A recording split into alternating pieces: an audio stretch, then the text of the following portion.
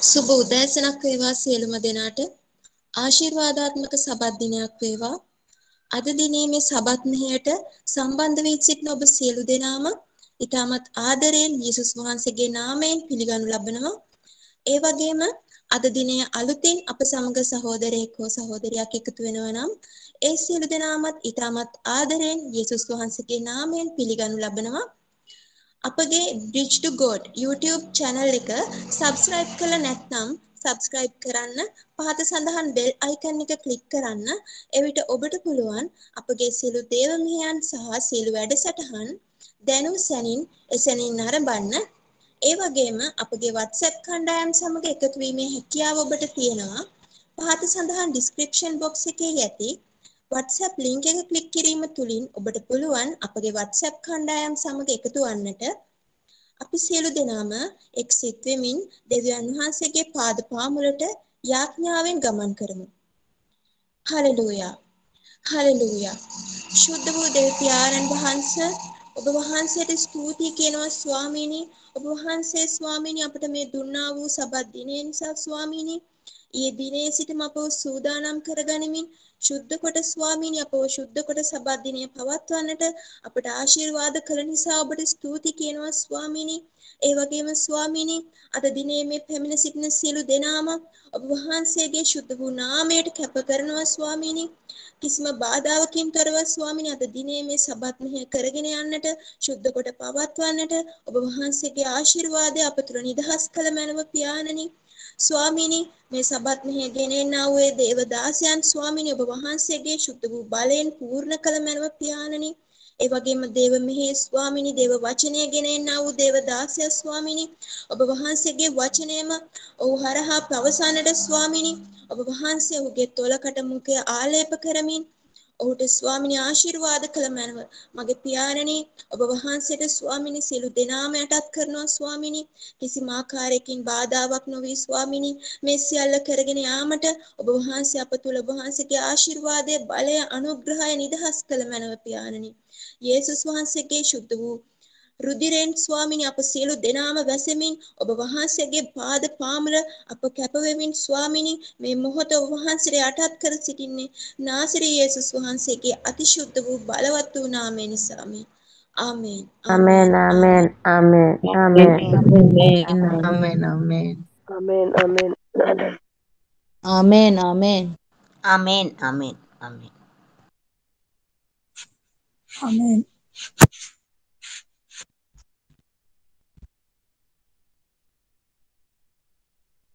ආමේන්. හොඳයි අපි හැමෝම අද දෙවියන් වහන්සේට নমස්කාර කරන පිණිස අපේ සිත් සූදානම් කරගමු.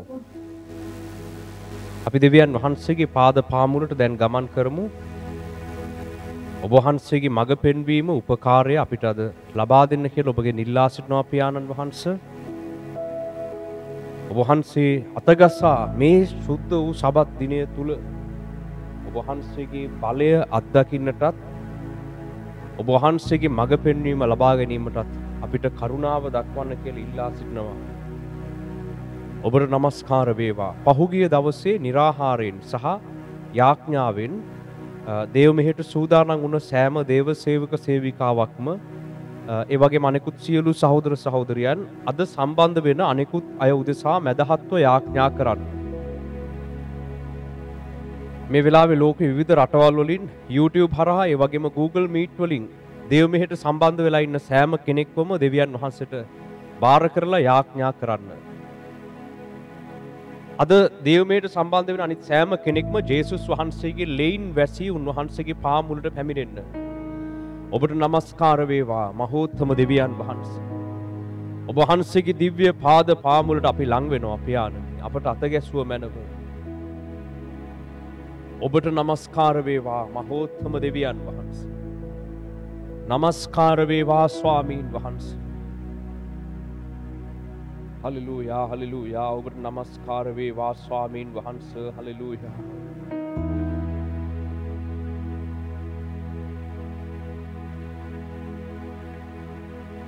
මේ ගීතිකාවන් සමග එකතු වෙලා අපි දෙවියන් වහන්සේ වෙතට අපගේ හදවත් වලින් නැගෙන নমස්කාරය මහිමය ගෞරවය ලබා දෙමු. අනෙකුත් බාධක මනසෙන් නිවත් කරගෙන ස්වාමීන් වහන්සේ වෙතටම සිත යොමු කරගන්න. යාඥාවේ නිරත වෙන්න. පිටතට අවධානය යොමු කරන්නේ නැතුව දෙවියන් වහන්සේත් එක්ක සම්බන්ධතාවය ලබා ගනිමින් සිටින්න. අඛණ්ඩ යාඥාවට ඇතුල් වෙන්න හැම කෙනෙක්. ජේසුස් වහන්සේගේ ලේවලින් වැසෙමින් දෙවියන් වහන්සේගේ පාමුල අද උන්වහන්සේව සම්මුඛ වන පිණිස උන්වහන්සේගේ මඟ පෙන්වීම අද ඉගෙන ගන්න පිණිස උන්වහන්සේට යටහත් වූ උන්වහන්සේට নমස්කාරය දෙන්න හැමෝම යාඥාවේ සහ নমස්කාරයේ නිරත වෙලා සිටින්න. ඔබට নমස්කාර වේවා ස්වාමීන් වහන්සේ. මා ජීවිතේ උතුම්ම දේ ඔබ නැමදීම. මා ජීවිතේ උතුම්ම දේ ඔබ පැසසීම.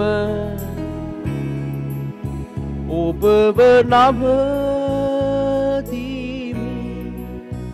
ඔබව පසසමි. මා ජීවිතේ උතුම්ම දේ ඔබ නැමදීම. ඔබට නමස්කාර වේවා ස්වාමිනී. නමස්කාරයෙන් ඔබගේ පාමුලට දැන් එනවා ස්වාමිනී. ඔබට නමස්කාර වේවා ස්වාමීන් වහන්සේ. Hallelujah hallelujah hallelujah. ඔබව නමදීමි ඔබව පසසමි. මා ජීවිතේ උතුම්ම දේ ඔබ නැමදීම.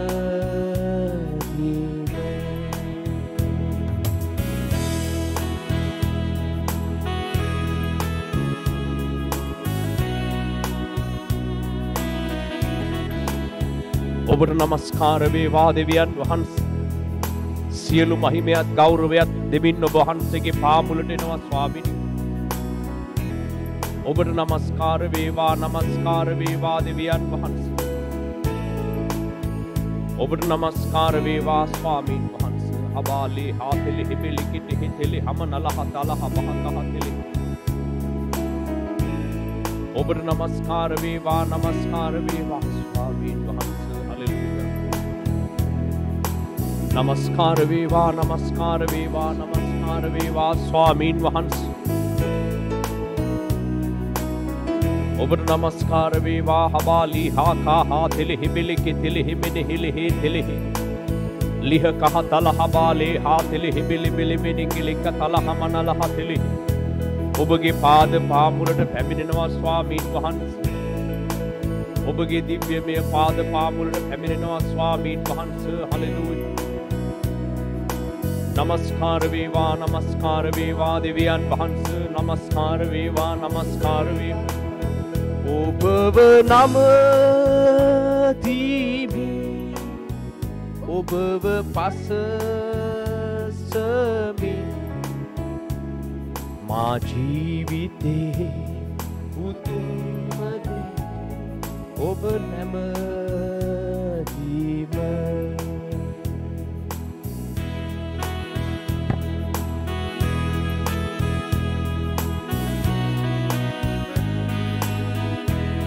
ඔබට නමස්කාර වේවා හබාලි හාකා හාතෙලි හිබේලේ හේතෙලි මෙනිකෙලි හලා හාතෙලි හිමෙනිකෙලි. නමස්කාර වේවා සර්ව බලධාරී දෙවියන් වහන්සේ. හැමෝම තම සිත් දෙවියන් වහන්සේ වෙතට යොමු කරගන්න. අඛණ්ඩ යාඥාවෙන් දෙවියන් වහන්සේත් එක්ක සම්බන්ධතාවය ලබා ගන්න. අඛණ්ඩ යාඥාවෙන් දෙවියන් වහන්සේගේ පාද පාමුලට ගමන් කරන්න. අඛණ්ඩ යාඥාවෙන් දෙවියන් වහන්සේත් එක්ක සම්බන්ධතාවයට යන්න.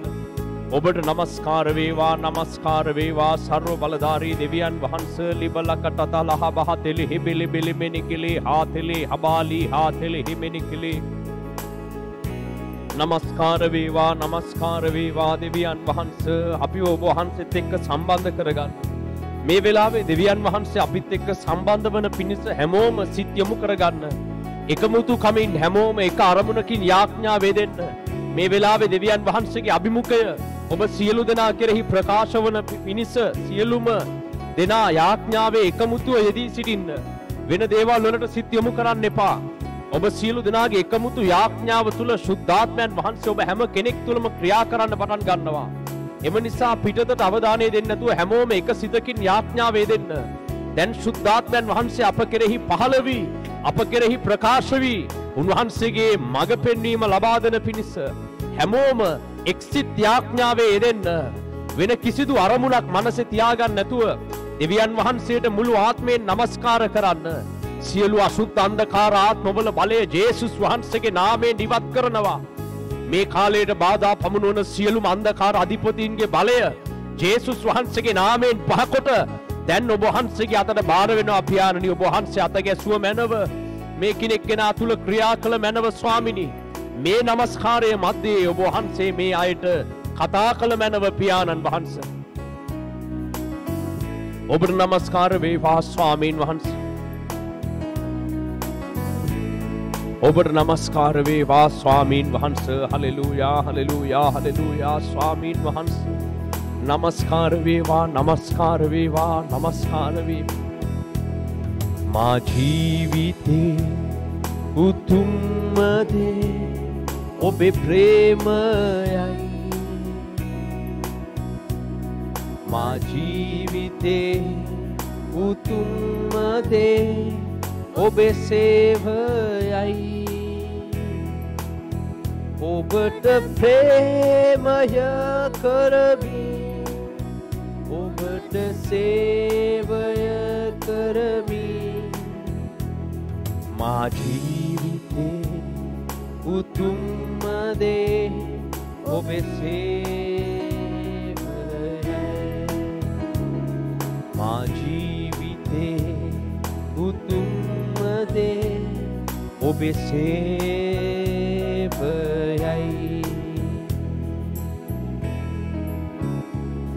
නමස්කාර වේවා ස්වාමීන් වහන්සේ. හමනා ලකතලා හබලහතෙහි බෙලිකෙහි තෙලෙ හිමෙනෙලෙ ලිහකා හතෙහි ලිහා බහතෙලෙ හිමෙනෙකේ තෙලි හබලා කාටහතලා හබහතෙලෙ හිබෙලි මනලා හාකා හතෙලෙහි. නමස්කාර වේවා ස්වාමීන් වහන්සේ. හබාලී කාතෙහිලි හිබෙලි මෙනෙකේ තෙහිලි හමනාලකා හතලහා. ඔබට නමස්කාර වේවා ස්වාමීන් වහන්සේ. හමනකලහ කහට හතෙලිහි. ස්වාමීන් වහන්සේට යටහත්ව උන්වහන්සේගේ පාමුලට පැමිණෙන්න. වෙනත් සිතුවිලි වෙනත් අරමුණු සහිතව දෙවියන් වහන්සේගේ පාමුල මේ වෙලාවේ රැඳී සිටින්න එපා. ලෝකේ විවිධ රටවල් වලින් මේ සබත් දේව මෙහෙයට අන්තර්ජාලයේ විවිධ මාධ්‍යයන් හරහා එකතු වෙලා ඉන්න සෑම කෙනෙක්ම යටහත් සිතින් උන්වහන්සේට ලං වෙන්න. වෙන අරමුණු වලින් මේ දේව මෙහෙය මේ වෙලාවේ රැඳිලා ඉන්න එපා. අපවිත්‍ර සිත් ඇතුව උන්වහන්සේව සෝදිසි කරන පිණිස වැරදි සිතුවිලි සහිතව උන්වහන්සේට යටහත් නැති සිතකින් මේ දේව මෙහෙය රැඳී ඉන්න එපා. අපි කියන දේවල් වලට එකඟ නොවෙනවා නම් ඔබ දේව මෙහෙය තුල රැඳී සිටින්න එපා. දෙවියන් වහන්සේගේ වචනය පිළිනොගන්නා කිසි කෙනෙක් මේ වෙලාවේ මේ දේව මෙහෙය රැඳිලා ඉන්න එපා. ස්වාමින් වහන්සේගේ පහර නොලබන පිණිස ඔබ මේ ශුද්ධ පූජාවන් වලට අත නොගසා සිටීම වඩා සුදුසුයි. දෙවියන් වහන්සේට යටහත් වන සෑම කෙනෙක්ම උන්වහන්සේට ලං වෙන්න. උන්වහන්සේට ගරුබිය සහිතව අපි විසින් උගන්වන වචනයට කීකරුව යටහත් වන අය පමණක් මේ දේව මෙහෙය දැන් රැඳී සිටින්න. මක්නිසාද ස්වාමින් වහන්සේගේ අභිමුඛත්වය නුඹලා කුමන ස්ථානයක සිටියත් දැන් උන්වහන්සේ නුඹලා කෙරෙහි හමුනුවන්නට යනවා. හලෙලූයා. එබැවින් නමස්කාරය දෙන්න හැම කෙනෙක්ම ඔබ කුමන ප්‍රදේශයක කුමන ඈත තැනක සිටියත් ඒක ශුද්ධාත්මයන් වහන්සේට ප්‍රශ්නයක් නෙමෙයි. ඔබ සිටින නගරේ ස්වාමින් වහන්සේ ඔබව අතගසනවා. ඔබ සිටින ගම්මානය තුල ස්වාමින් වහන්සේ දැන් ඔබව උන්වහන්සේගේ අභිමුඛත්වයට කැඳවනවා. හලෙලූයා. හබාලී කා තෙලෙ හිබේලෙ හේ තෙලෙ හිබෙලෙ කෙතෙලෙ හිතෙලි හමනකල හතෙලෙ. ශුද්ධාත්මයන් වහන්සේ ඔබ කෙරෙහි ප්‍රකාශ වී ක්‍රියා කරන සේක්වා. Hallelujah hallelujah hallelujah hallelujah hallelujah. හබාලී හාකා හා තෙලෙ හිබෙලෙ හිකෙ තෙලෙ ලිත ලබ කට හතෙහිලෙ හිබෙලෙ හිකේ හා තෙලෙ හිබේලේ හා තෙලෙ හිමෙනි කෙලි හා තිහිමෙනි.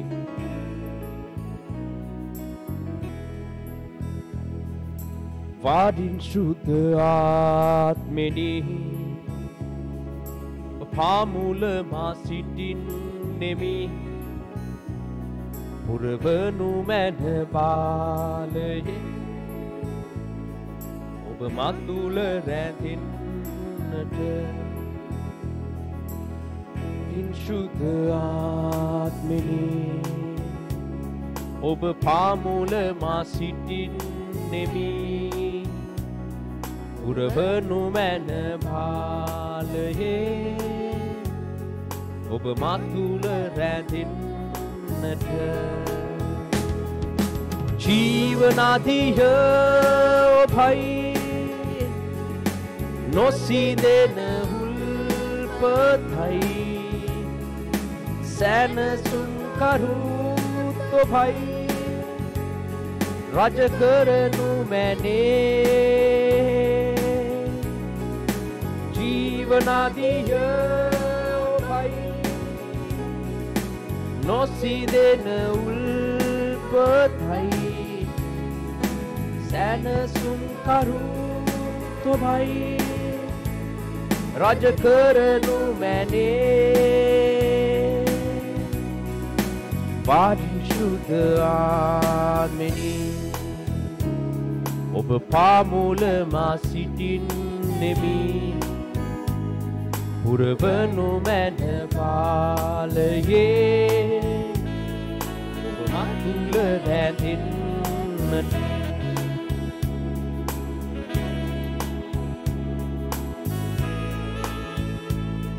Oba matula randinata Namaskar veva Swamin Wahansa Hallelujah Obata namaskar veva apage devi piyanan Wahansa Siyalu mahimaya gauraveya obata pamanai Swamini Obage divya paamulata enawa Swamin Wahansa Jeeva nadiya nosidena ulpata jeevane ulpata obai Hallelujah habali hatlehi ma kerehi adahanna kerehi සදාකාලික ජීවන දිය උල්පත් හටගන්නේය හබාලි හාකා හාතෙලි හිමෙනි එබැවින් නුඹලා මා කෙරෙහි අදහා ගනිල්ලා යයි ස්වාමින් වහන්සේ නුඹලාට කියනසිරි යමෙක් මා කෙරෙහි අදහා මම දෙන ජීවනදායක ජලයෙන් බොන්නේ නම් ඒවා නුඹලා තුල සදාකාල ජීවනයේ උපදවන ජීවන උල්පත් බවට පත්වන්නේය Hallelujah hamani hiliya kahatele himene kele me viyali giya me aatmaya noterena polave jeevanaya nasi yana maranayata kැපවුණු me polave ekama jeevana dayaka ulpata obai oba kerenui jeevanaya පැමිණෙන්නේ me mulu maville jeevanaya obage aatmaya matai randa pavatinne obage aatme නැත්නම් මේ පොළවේ මේ විශ්වයේ මරණය පමණයි ජීවය නැති වෙනවා ඉලි හකා තෙලෙහෙම නෙලේ හේකේ හාතෙලෙහි ජීවය මේ මැවිල්ලට ආවේ කොහෙන්ද කියලා ගොඩක් මිනිස්සු හොයනවා කොහොමද මේ භෞතික දේවල් වලට ජීවනය ආවේ ඒවට ජීවයක් ආවේ කොහොමද මේ මල් පිබිදෙන්නේ ගස්වැල් වර්ධනය වෙන්නේ ඵල හටගන්නේ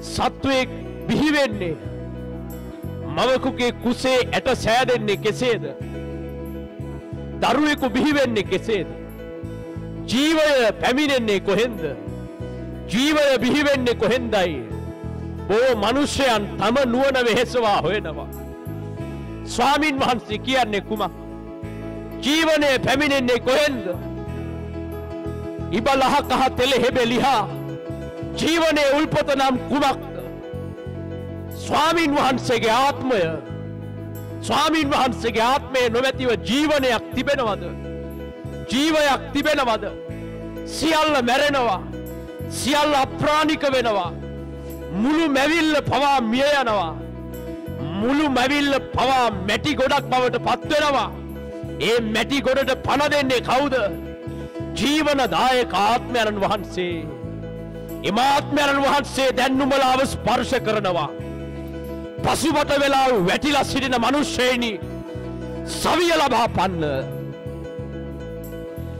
ඉබලකතල හමනහල හතෙලෙහි ආත්මය නැසී මැරි දුබල වී තිබෙන මිනිස්සෙනි දැන් ආත්මික ජීවනය ලබා පන්න හමානෙලෙහි කෙතෙලෙහි පෙරදී පරාජිත සිතුවිලි වල කලකිරී සිටින මිනිස්සෙනි අද නුඹලා ස්වාමින් වහන්සේගේ ජීවනය ලබා පන්න ජීවනදායක ජලයෙන් බීපන්න එවිට නුඹලා ජීවත් වනවා ඇත හබාලි හා කාලේ හා තෙලෙ හිබිලි බිලි මිනි කෙලේ ලිහත හෙලෙ හබලත ලබලකට හතල හමන කල හතෙලෙ හිබිනි කෙලේ හිමන කලට හතෙලෙ හිබෙලි කෙලේ මල ශරීරවලට ජීවනය දෙන්නා වූ මල අස්ති එකතු කර ජීවනය නැවත පුරවන්නා වූ වියලී ගිය භූමි ජීවනයෙන් සරසන්නා වූ ජීවනදායක සුද්ධාත්මයන් වහන්සේට මහිමය සුද්ධාත්මයන් වහන්සේට මහිමය හබාලි හාතෙල හිමෙනෙලේ උන්වහන්සේ සියල්ල අල්ලගෙන ඉන්නවා උන්වහන්සේ සියල්ල හසුරුවනවා අසීමිත බලය මුළු විශ්වය කලබන්නට තරම් අසීමිත බල සම්පන්නකම එම උල්පත වෙතට ලං වෙන්න නුඹලා පිටත බලා සිටින්නේ මක් නිසාද අබාලිහාගේ හාතෙල හිමෙනෙ කෙලෙහි කෑම නොවන දේවල් වලට නුඹලා වියදම් කරන්නේ නුඹලාව තෘප්තියට පමුණුවන් නැති දේවල් කෙරෙහි නුඹලා බලා සිටින්නේ මක් නිසාද පැමිණ නොමිලේ මාගෙන් ජීවන ජලය ලබා පන්න නොමිලේ පැමිණ මාගෙන් මුද්‍රික පානයේද තෙල්ද කෑමද ලබා පන්න පැමිණ මාගෙන් මාගේ ආත්මයේද ජීවනයේද මාගේ සියලු ආශිර්වාදද ලබා පන්න හබාලි හා තෙලෙහි බෙලෙහි තෙලෙහි නුඹලාව තෘප්තියට නොපමුණුවන ලෝකේ තාවකාලික දේ පසුපස ගමන් සිකරමින් සිටින්නේ මක් නිසාද නුඹලාට ජීවනය දෙන ජීවනදායක ආත්මයන් මමයයි ස්වාමින් වහන්සේ දැන් නුඹලාට කියනසේක හලෙලූයා හලෙලූයා හලෙලූයා ස්වාමින් වහන්සේ ඔබට නමස්කාර වේවා ලිබල කටා තෙලෙහි බෙලි බෙලි බෙලි බෙලි කිතෙලි හම නලහ කහ තෙලෙහි බෙකෙහි තෙලෙහි ඉලි හතලහ මනකලහ තෙලෙහි පසුගිය කාලේ ආරම්භ කරපු සේවය නතර කරන්න හිතාගෙන හිටපු සහෝදරයෙක් මේ වෙලාවේ දේව මෙහෙයට සම්බන්ධ වෙලා ඉන්නවා නුඹට විඳින්නට සිදුවුණු දුෂ්කරතාවයන් නිසා නුඹ සේවය අතහැරලා දැන් නැවත ලෝකයේ සුපුරුදු රැකියාවන් වලට යනවා කියලා නුඹ තීරණයක් අරගෙන තිබෙනවා නමුත් ස්වාමින් වහන්සේ නුඹට මොකද්ද කියන්නේ ජීවනදායක උල්පත වෙතට හැරියන්න ලෝකයේ ජීවනය නොවන තෘප්තියට නොපමුණුවන දේවල් කෙරෙහි නුඹ බලා සිටින්නේ මක් නිසාද හැරි පැමිණ මාගේ ජීවනදායක ජලයෙන් බීපන්න එවිටය නුඹ තුල උල්පතක් බවට පත් වී නුඹ තුලින් අන් සියලු දෙනාටද එම ජීවනය උරුමවන්නේය නුඹ ලෝකයට හැරී යන්නේ නම් ස්වල්ප කලකින් නුඹ වැටී යන්නේය නුඹ නැවත පාපයට වැටෙන්නේය මාගේ ආත්මය නුඹ නැති කරගන්නේය ජීවනදායක උල්පත් නුඹ නැති කරගන්නේය නුඹට දුන්න සියලු දීමනාවන් ස්වල්ප කලකින් නුඹගෙන් සිඳී යනවා ඇත නමුත් ඒවා නැවත පෝෂණය කරගන්නා පිණිස නැවත ඒවා ඇවිලෙන පිණිස මා වෙතට වරෙන්න උල්පත වෙතට ලං වෙන්නයි ස්වාමින් වහන්සේ නුඹට කියනසේක හබාලි හා කාතෙලි හිමෙනිලෙහි නුඹ නුඹගේ අවශ්‍යතා ගැන කනස්සලුවන්නේ මක් නිසාද මම නුඹට සියල්ල අතහැර මා වෙනුවෙන් කැප වෙන්නට කීවා නොවේද එලෙස කැප වෙයන්න ජේසුස් මෙන් කැප වෙයන්න එවිට මම නුඹව රැකගෙන ඉදිරි සැලැස්මට රැගෙන යන්නෙමියයි ස්වාමින් වහන්සේගේ ආත්මය දැන් නුඹට කියනසේක හමාලිහා කතලහ බහතෙලෙහි බෙලිකි තෙලෙහි බෙලි හතලහ මනකලහ තෙලෙහි ඔබට නමස්කාර වේවා පහුගිය සතියේ Taman කරමින් හිටපු රැකියාව නැති වුණ සහෝදරයෙක් මේ වෙලාවේ දේව මෙහෙය සම්බන්ධ වෙලා ඉන්නවා ඔබට විවිධ ප්‍රශ්න ඇති වෙලා ඔබේ රැකියා ස්ථානයේ ඔබට රැකියාව දැන් අහිමි වෙලා ඔබ බොහෝ කනස්සල්ලෙන්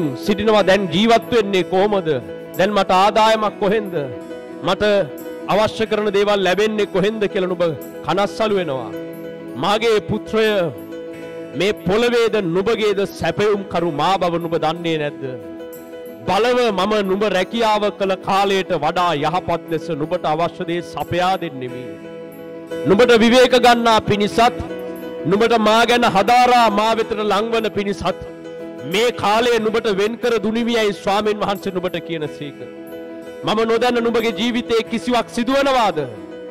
එසේ සිදුවන්නේ නැත. මමම නුඹව ඒ ස්ථානයෙන් වෙන් කරගත්තෙමි. අන්‍ය ජාතිකයන්ගේ අපවිත්‍ර කම්වලට මිශ්‍ර නොවන පිණිස මම නුඹව වෙන් කළෙමි. දැන් නුඹ මට ලංව යන්න.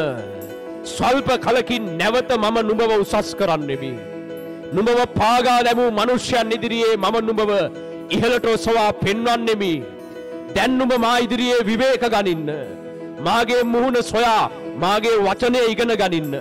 මම පෙන්වන මාර්ගයට හැරී වරින්නයි ස්වාමීන් වහන්සේ නුඹට කියනසේක. හබලී කතලහ මනහ ලහ කහතහ තෙලෙහි.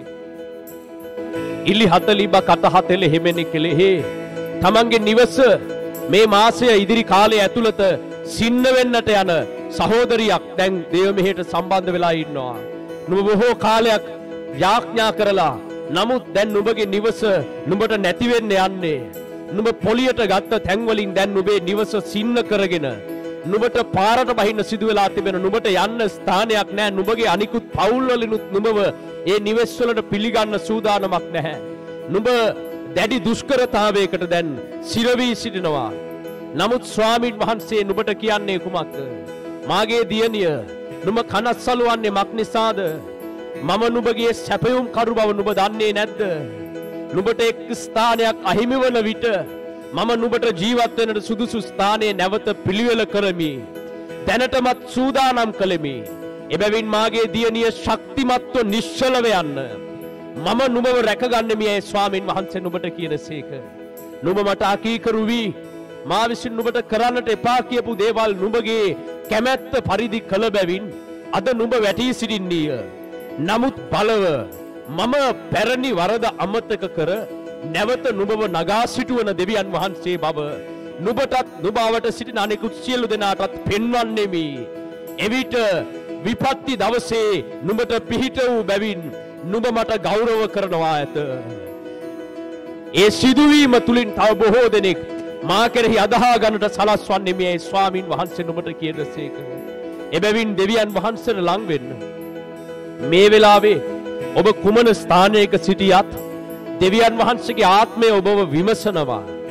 උන්වහන්සේ ඔබේ සියලු වේදනා හැඟීම් ප්‍රශ්න කරදර හැම එකක්ම ජේසුස් වහන්සේ දැන් දන්නවා. සුද්ධාත්මයන් වහන්සේ දැන් ඔබ සමගයි. හලෙලූයා. එබැවින් යටහත් සිතින් අඛණ්ඩ යාඥාවේ නිරත වෙලා සිටින්න. නමස්කාර වේවා නමස්කාර වේවා ස්වාමීන් වහන්සේ. නමස්කාර වේවා නමස්කාර වේවා. වාඩින් සුද ආත්මෙනි ඔබ පාමුල මා සිටින්නෙමි. පුරවනු මැන බාලයේ ඔබ මතුල රැඳෙන්නට. වාඩින් සුද ආත්මෙනි ඔබ පාමුල මා සිටින්නෙමි. පුරවනු මැන බාලයේ ඔබ මතුල රැඳෙන්නට. ජීවනදිය ඔබයි නොසිදෙන හුල්පතයි. සැනසුම් කරුත් ඔබයි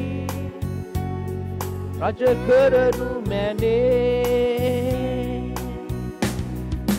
ජීවනදිය ඔබයි නොසිදෙන හුල්පත. සැනසුම් කරුත් ඔබයි රජ කරනු මැනේ. වාරින් සුද ආත්මෙනි ඔබ පාමුල මා සිටින්නෙමි. පුරවනු මැන බාලයේ ඔබ මතුල රැඳෙන්නට. පුරවනු මැන බාලයේ ඔබ මතුල රැඳෙන්නට. පුරවනු මැන බාලයේ ඔබ මතුල රැඳෙන්නට. කරනවා. ඔබට නමස්කාර වේවා. මුළු විශ්වයම මවා පාලනය කරන දෙවියන් වහන්සේ සියලු ගෞරවය, ස්තුතිය, ප්‍රශංසාව ඔබට ලබා දෙනවා. ඔබ සියල්ලෙන් රැකගෙන අද දවස් දක්වා අපව රැගෙන ආ බැවින් ඔබට ස්තුති කරනවා දෙවියන් වහන්සේ. ඔබ අපට සපයා දුන්න සියලු දේ ගැන ස්තුතිවන්ත වෙනවා. ඔබ අප සමග සිටමින් මෙතනින් ඉදිරියටත් අපව රැගෙන යන බැවින් ඔබට ස්තුති කරනවා. දැන් අපි ඔබ වහන්සේගේ දිව්‍යමය හස්තයට බාර වෙනවා පියාණන් වහන්සේ. හලෙලූයා. අපි හැම කෙනෙක්ම දෙවියන් වහන්සේට ස්තුති කරමින් උන්වහන්සේගේ වචනය තුලින් අද අපිට කතා කරන්න කියලා ඉල්ලා සිටමින් යාඥා කරමු. දෙවියන් වහන්සේගේ වචනය සඳහා අපි මැදහත් වෙමු. අන් හැම කෙනෙක්මත් ඒ සමග දැන් එකතු වෙන්න දේව වචනයෙන් අපිට කතා කරන්න කියලා අපි ඉල්ලා සිටිමු.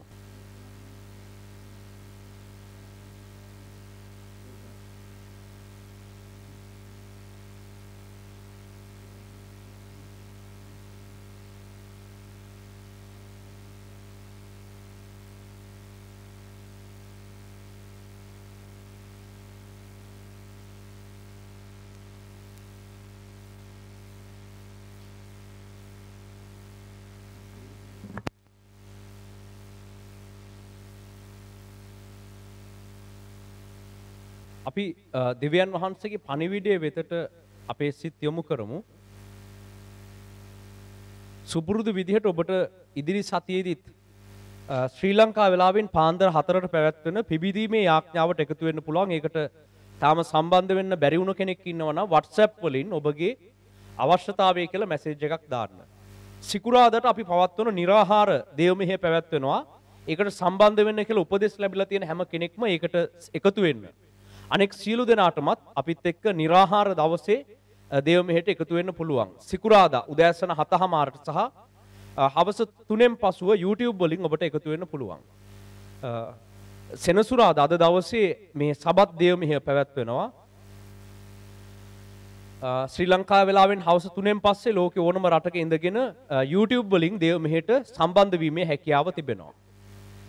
දුරකථන ඇමතුම් ලබා ගන්න අය සඳුදා අඟහරුවාදා බ්‍රහස්පතින්දා ශ්‍රී ලංකා වෙලාවෙන් උදේවරුවේ දවල් 12ට කලින් පමණක් ඇමතුම් ලබා ගන්න. අපි දැන් දෙවියන් වහන්සේගේ පණිවිඩය වෙතට අපේ සිත් යොමු කරමු. දෙවියන් වහන්සේ විසින් අපිව රැගෙන යන මාර්ග පිළිබඳව බොහෝ කාලයක් අපි ඉගෙනගෙන තිබෙනවා. දැන් එම දෙවියන් වහන්සේ අපිව රැගෙන යන මාර්ග තුල තවදුරටත් පරිණතව උන්වහන්සේ ක්‍රියා කරන විදිය සම්පූර්ණ වශයෙන් හඳුනගෙන ඉදිරියට යන විදිය තේරුම් ගන්න අවශ්‍යයි. අපි ගැලවිලා දෙවියන් වහන්සේ තුල ගමනක් යනකොට උන්වහන්සේ තුල පරිණත වීම, උන්වහන්සේගේ ක්‍රියා හඳුනගෙන උන්වහන්සේ වැඩ කරන විදිහ තේරුම් අරගෙන පරිණත වීම අත්‍යවශ්‍යයි. පරිණත කිතුණුවෙක් වශයෙන් දෙවියන් වහන්සේගේ ක්‍රියාකාරීත්වය හඳුනා ගැනීම, උන්වහන්සේ වැඩ කරන විදිහ, උන්වහන්සේ මේ බයිබලයේ ක්‍රියා කළ තියෙන විදිය අඳුරගෙන අපි වසර ගාණක් උන්වහන්සේත් එක්ක යනකොට අර පරණ පුරුදු මුල් රටා වෙනුවට පරිණත ගමනක් අපිට දෙවියන් වහන්සේ ලබා දෙනවා.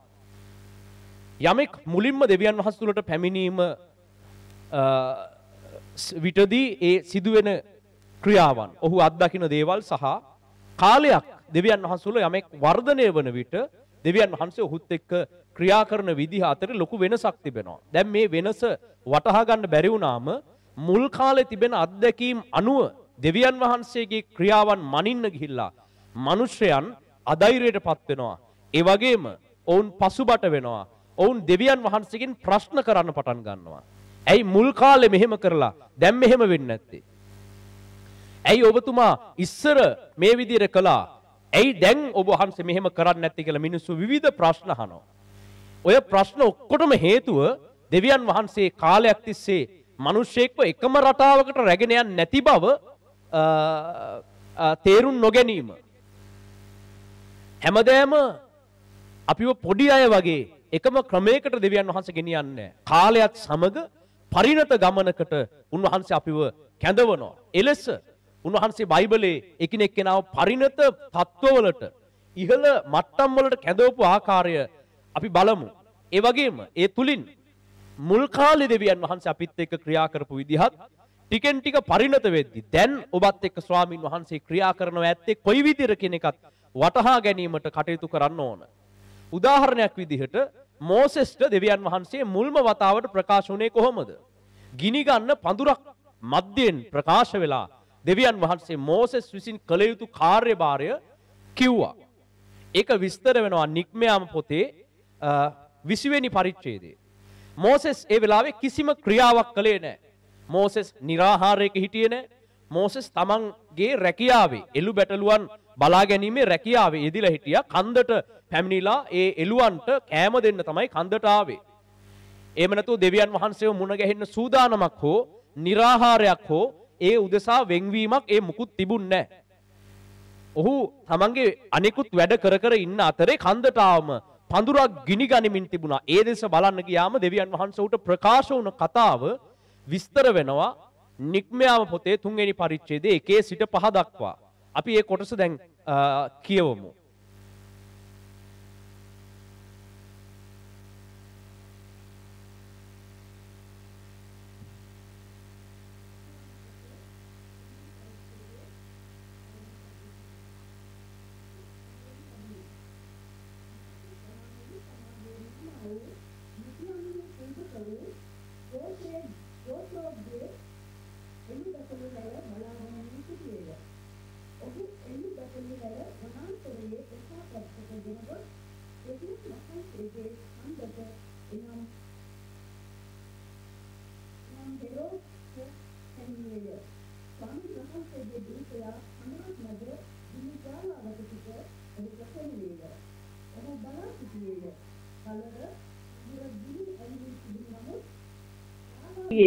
එවිට මෝසෙස් මම දැන් අහකට හැරි පඳුර දාලා නොගියේ මක් නිසාද යන මේ මහත් දර්ශනය බලාගන්නෙමි කීය.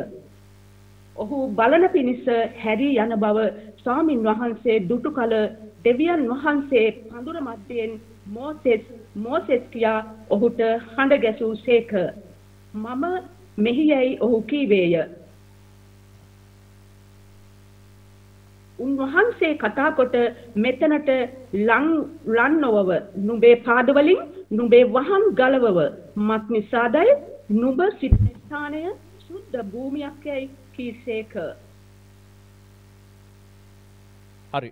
දැන් මෙතන මෝසෙස්ට දෙවියන් වහන්සේ ප්‍රකාශ වෙනවා.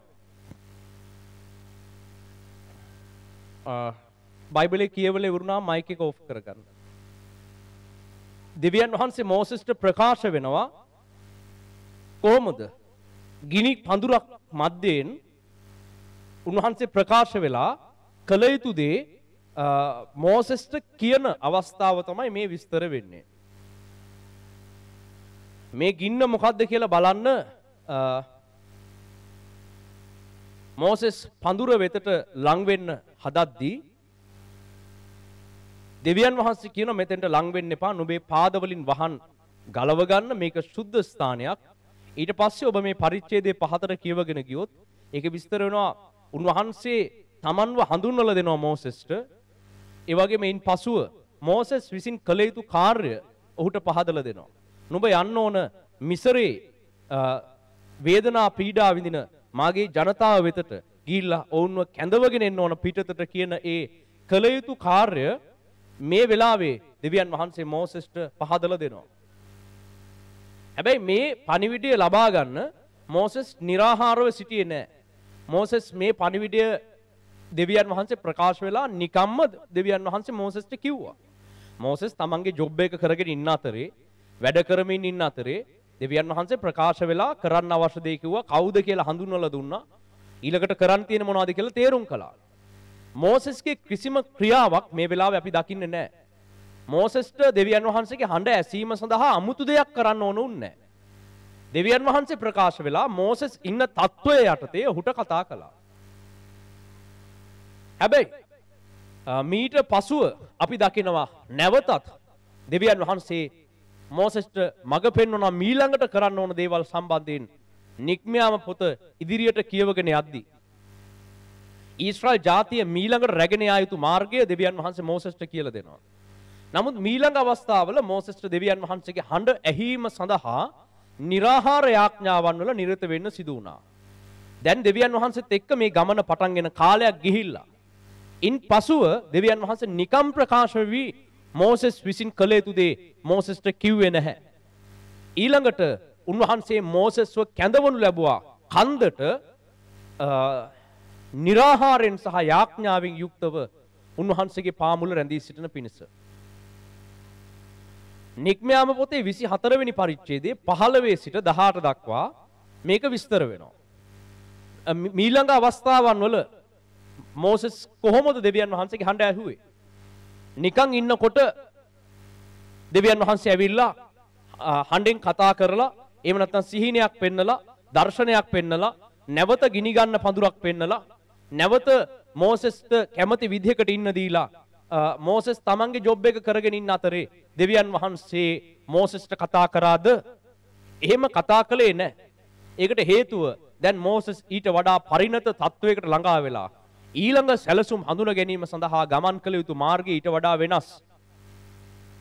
මුලදී ප්‍රකාශ වුණ විදියට හැමතිස්සෙම ප්‍රකාශ වෙයි කියලා අපෙත් ගොඩක් අය බලාගෙන ඉන්නවා. හැබැයි එහෙම එක සැරයක් දෙවියන් වහන්සේ ඔබට හීනයක් පෙන්වුවා වෙන්න පුළුවන්. දර්ශනයක් පෙන්වුවා වෙන්න පුළුවන්. එක සැරයක් ඔබට යම්කිසි දෙයකින් කතා කළා වෙන්න පුළුවන්. එහෙම වුණා කියලා හැමතිස්සෙම මේ ක්‍රමේ බලාපොරොත්තු වෙන්න එපා කියලා තමයි මේ කියන්නේ.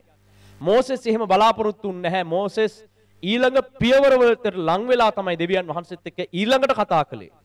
ඒක නික්මයාම් පොතේ 24 15 සිට 18 දක්වා අපි කියවමු. නික්මයාම් පොතේ 24 වෙනි පරිච්ඡේදයේ 15 සිට මෝසෙස් කන්දට නැගී ගියේය. වලාකුළ කන්ද වසා ගත්තේය. ස්වාමින් වහන්සේගේ තේජසද සීනයි කන්දේ පැවතුනේය. වලාකුළ සදවසක් ඒක වසා සිටියාය. සත්වෙනි දින උන්වහන්සේ වලාකුළ මැදින් මෝසෙස්ට හඬ ගැසූසේක. ස්වාමින් වහන්සේගේ තේජසේ පෙනීම කන්ද මුදුනේ වියලී යන ගිනිමෙන් ඊශ්‍රායෙල් පුත්‍රයන්ගේ ඇස්වලට පෙනුනේය. මෝසෙස් වලාකුළ මැදට ඇතුල් වී කන්දට නැගුණේය. මෝසෙස් දවල් 40ක්ද රෑ 40ක්ද කන්දේ සිටියේය. එහි විස්තර වන විදිහට දෙවියන් වහන්සේ මෝසෙස්ට කතා කරන කන්දට පැමිණෙන්න කියලා. ඒ වගේම කන්දේදී දින 40ක් දෙවියන් වහන්සේගේ පාමුල निराहार යාඥාවක මේ යෙදෙන්නේ. මීට පෙර අවස්ථාවේදීත් අපි දකිනවා ඒ කාලය පුරා මෝසෙස් කෑම කෑවේ නැහැ. වතුර බොන්නෙත් නැතුව ඔහු ආත්මය දෙවියන් වහන්සේත් එක්ක සම්බන්ධ කරගෙන මේ කඳු මුදුනට වෙලා රැඳී සිටියා. ඒ විදිහට තමයි දෙවියන් වහන්සේ මීළඟ අවස්ථාවන් වල මෝසෙස්ට කතා කළේ. ඒකට හේතුව දැන් ඊළඟට කරන් තිබෙන වැඩ වෙනස්, ඊළඟට දෙන්න තිබෙන පණිවිඩ වෙනස්, ඊළඟට මෝසෙස්ට දෙවියන් වහන්සේත් එක්ක යන්න තිබෙන ගමන වෙනස්. ඒ නිසා මෝසෙස් නිකන් ඉදිද්දි ආයෙත් දෙවියන් වහන්සේ අර පරණ සුපුරුදු විදිහට ඇවිල්ලා කතා කරලා යයි කියලා බලන් හිටියානම් කවදාවත් මෝසෙස්ට දෙවියන් වහන්සේගේ හඬ නැවත වතාවක් අහන්න වෙන්නේ නැහැ. නමුත් ඔහු කන්දට නැගිලා ගිහිල්ලා निराहार යාඥාවන් වල යෙදිලා ලෝකේ අනිත් දේවල් වලින් ජාතියෙන් වෙන් වෙලා දෙවියන් වහන්සේත් එක්ක සම්බන්ධව සිටිය බැවින් මෝසෙස්ට පුළුවන් වුණා ඊළඟ අධීරයන් වලත් දෙවියන් වහන්සේගේ හඬ අහන්න. දැන් බොහෝ කිතුණුවන් මෙන්න මේ තැන වරද්දගෙන සිටින බවක් අපිට පේනවා. මුල් අවස්ථාවේ ඔවුන්ට දෙවියන් වහන්සේ විවිධ ක්‍රම වලින් කතා කළා වෙන්න පුළුවන්. නින්දේ ඉන්න වෙලාවේ හීනෙන් දෙයක් පෙන්වුවා වෙන්න පුළුවන්. ඒව වෙන්න පුළුවන්. දැන් මෝසෙස් කන්දේ ඉන්නකොට ගිනි පඳුරකින් දෙවියන් වහන්සේ එක සැරේම ප්‍රකාශ වුණා. එහෙම දේවල් සිදු වෙන්න පුළුවන්. එහෙම දේවල් සිදු වෙන බව අපි දන්නවා. අපිටත් වෙලා තියෙනවා. මටත් දෙවියන් වහන්සේ එහෙම මුල් කාලේ හිටිය ගමන් මගේ කිසිම ක්‍රියාවකින් තොරව දෙවියන් වහන්සේ සමහර දේවල් මට කතා කරලා කියලා තිබෙනවා.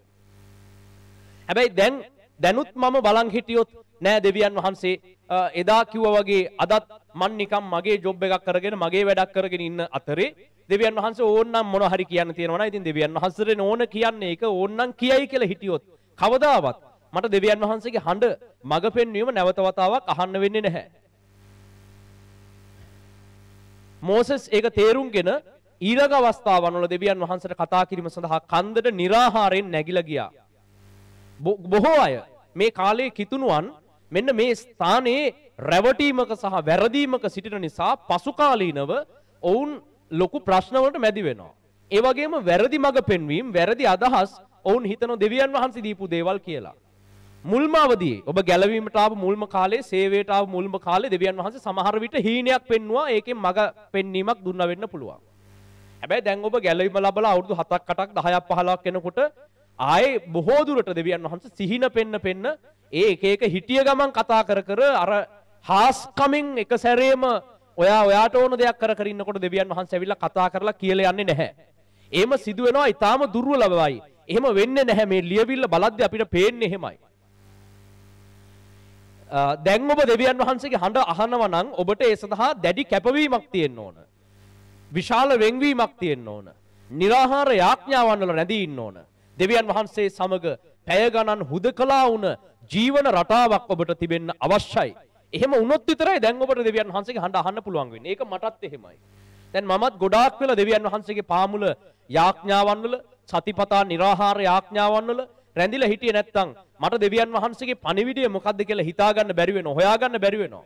මුල් කාලේ වගේ කොහෙන් හරි ඇවිල්ලා මට මොකක් හරි පණිවිඩයක් දීලා යයි කියලා හිටියොත් දැන් වැඩ වරදිනවා.